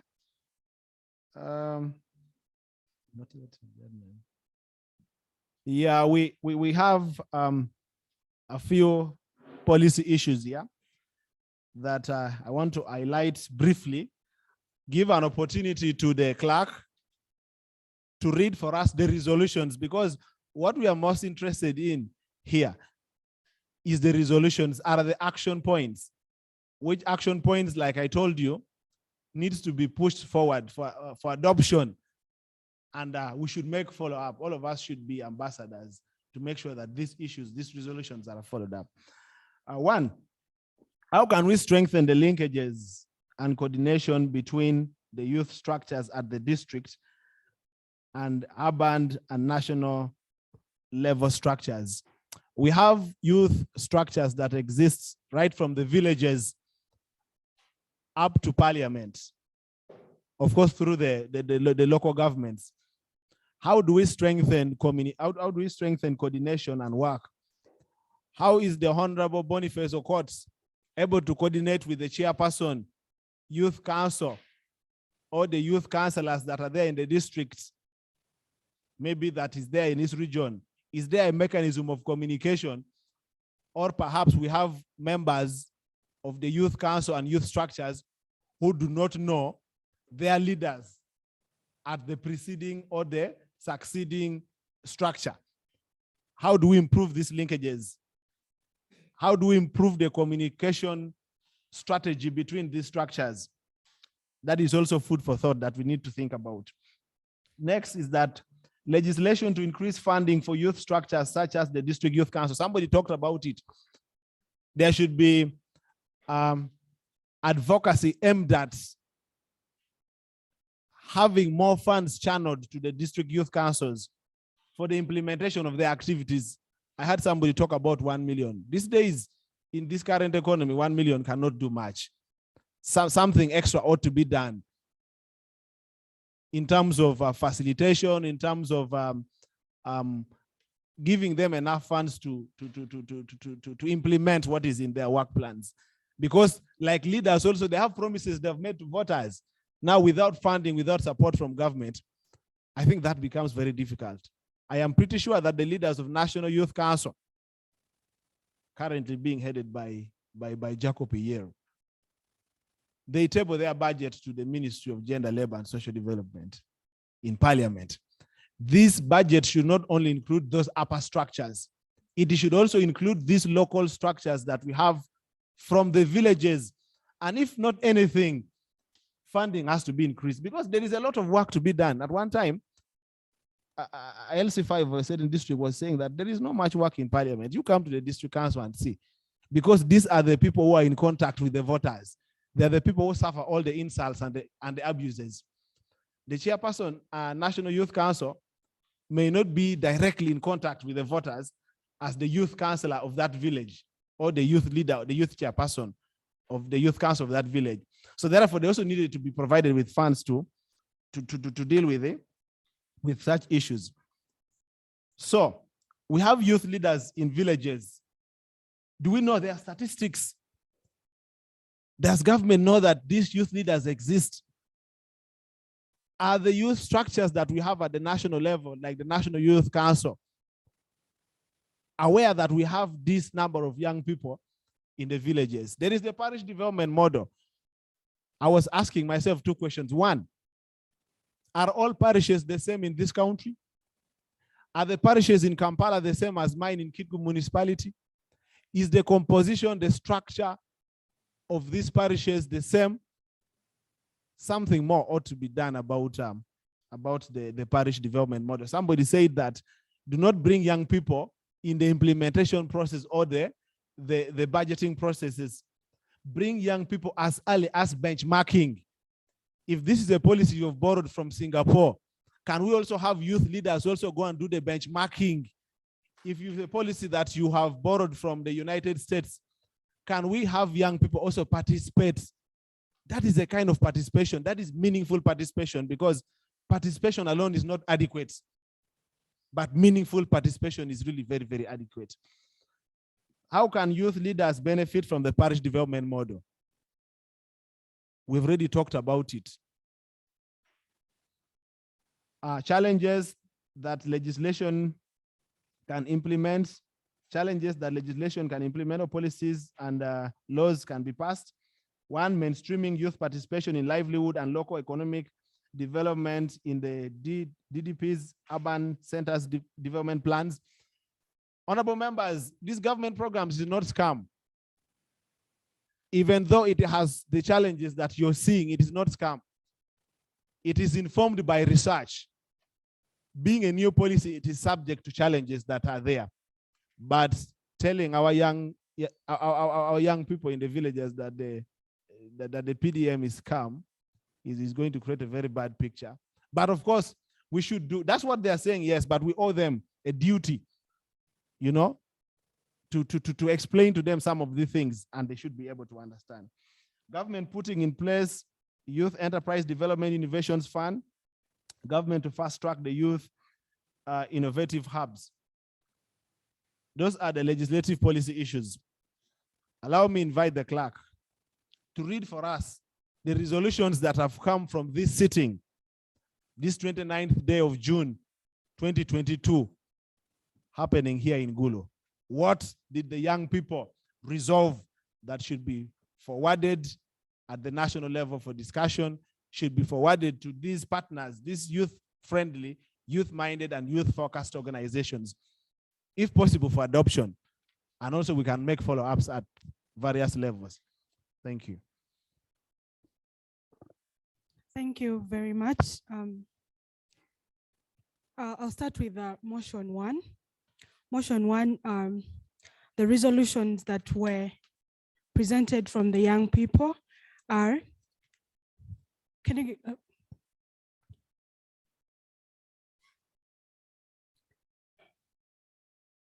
so the motion that reads, a resolution of Parliament arguing government to address the issues of land wrangles on the young people, on the young people case study in APA.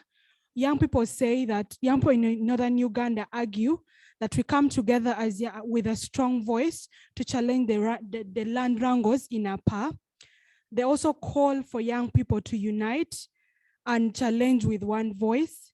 They also call for a united voice of leaders from different districts that are directly affected by the land wrangles in APA, for leaders to come together and unite and challenge and question government on what their interests are in APA, and henceforth why the land wrangles are particular in APA. And also they challenge the reviewing of the Judicial Committee on the land wrangles of APA.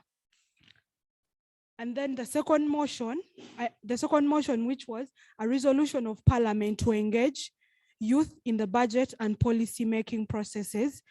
The debate went into the inclusivity of young people in the parish development model, which they think does not have an inclusivity of young people. So they ask for 30% inclusivity of young people on the 17 million that is given to every parish. And then also involvement of young people in budgeting processes right from the benchmarking process. Then sensitization of young people to directly participate, because some young people are not aware of the processes. Then also youth are challenged into to challenge policies that directly used to challenge policies that directly affect the process of budgeting. Then to advocate for the Ministry of Youth, which they feel has been under the Ministry of Gender, and they feel the Ministry of Gender is the Ministry of Gender has a lot to deal with. Henceforth, youth have not been equally represented. Then we go to the third motion, which was resolution of Parliament arguing government to address the issue of unemployment and poverty among the young people. This was a very pertinent issue to the young people of northern Uganda, and with all the people that have debated, these were the main things that I felt came through. Young people's mindset change, because young people are, even those that are availed with resources, still have a problem of mindset change. Then they felt there's need for economic empowerment of young people, which in this includes includes empowering young people with the knowledge of financial literacy, and then government employing its citizen rather than foreign, like importing labor. So giving the labor, giving the jobs to young people in Uganda who have been already skilled rather than importing labor. Thank you so much.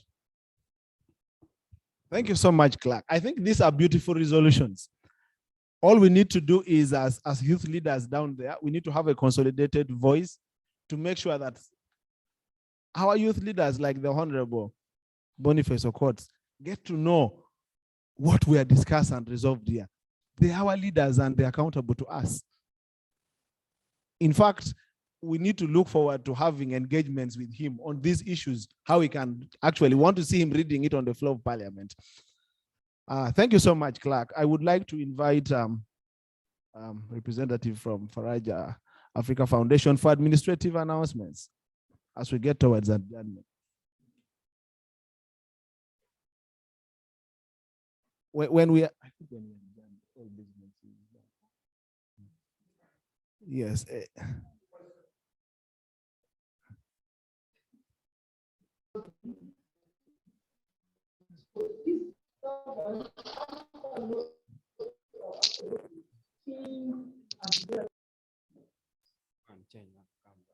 Are you sure about that?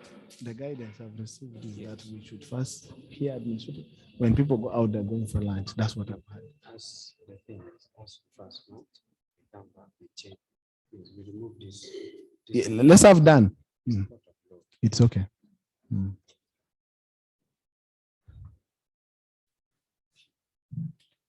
Thank you so much, Right Honorable Speaker. Thank you so much, members of Parliament, for this National Youth Parliament. I have just two communications to make. I hope everyone has registered their presence here by signing the attendance form. And if you have not, please kindly pass by the table behind and register.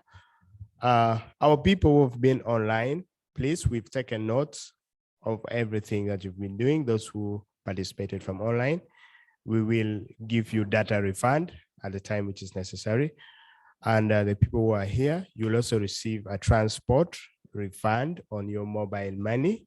I hope you've registered. If you've not, after this, please register before you go home. And lastly,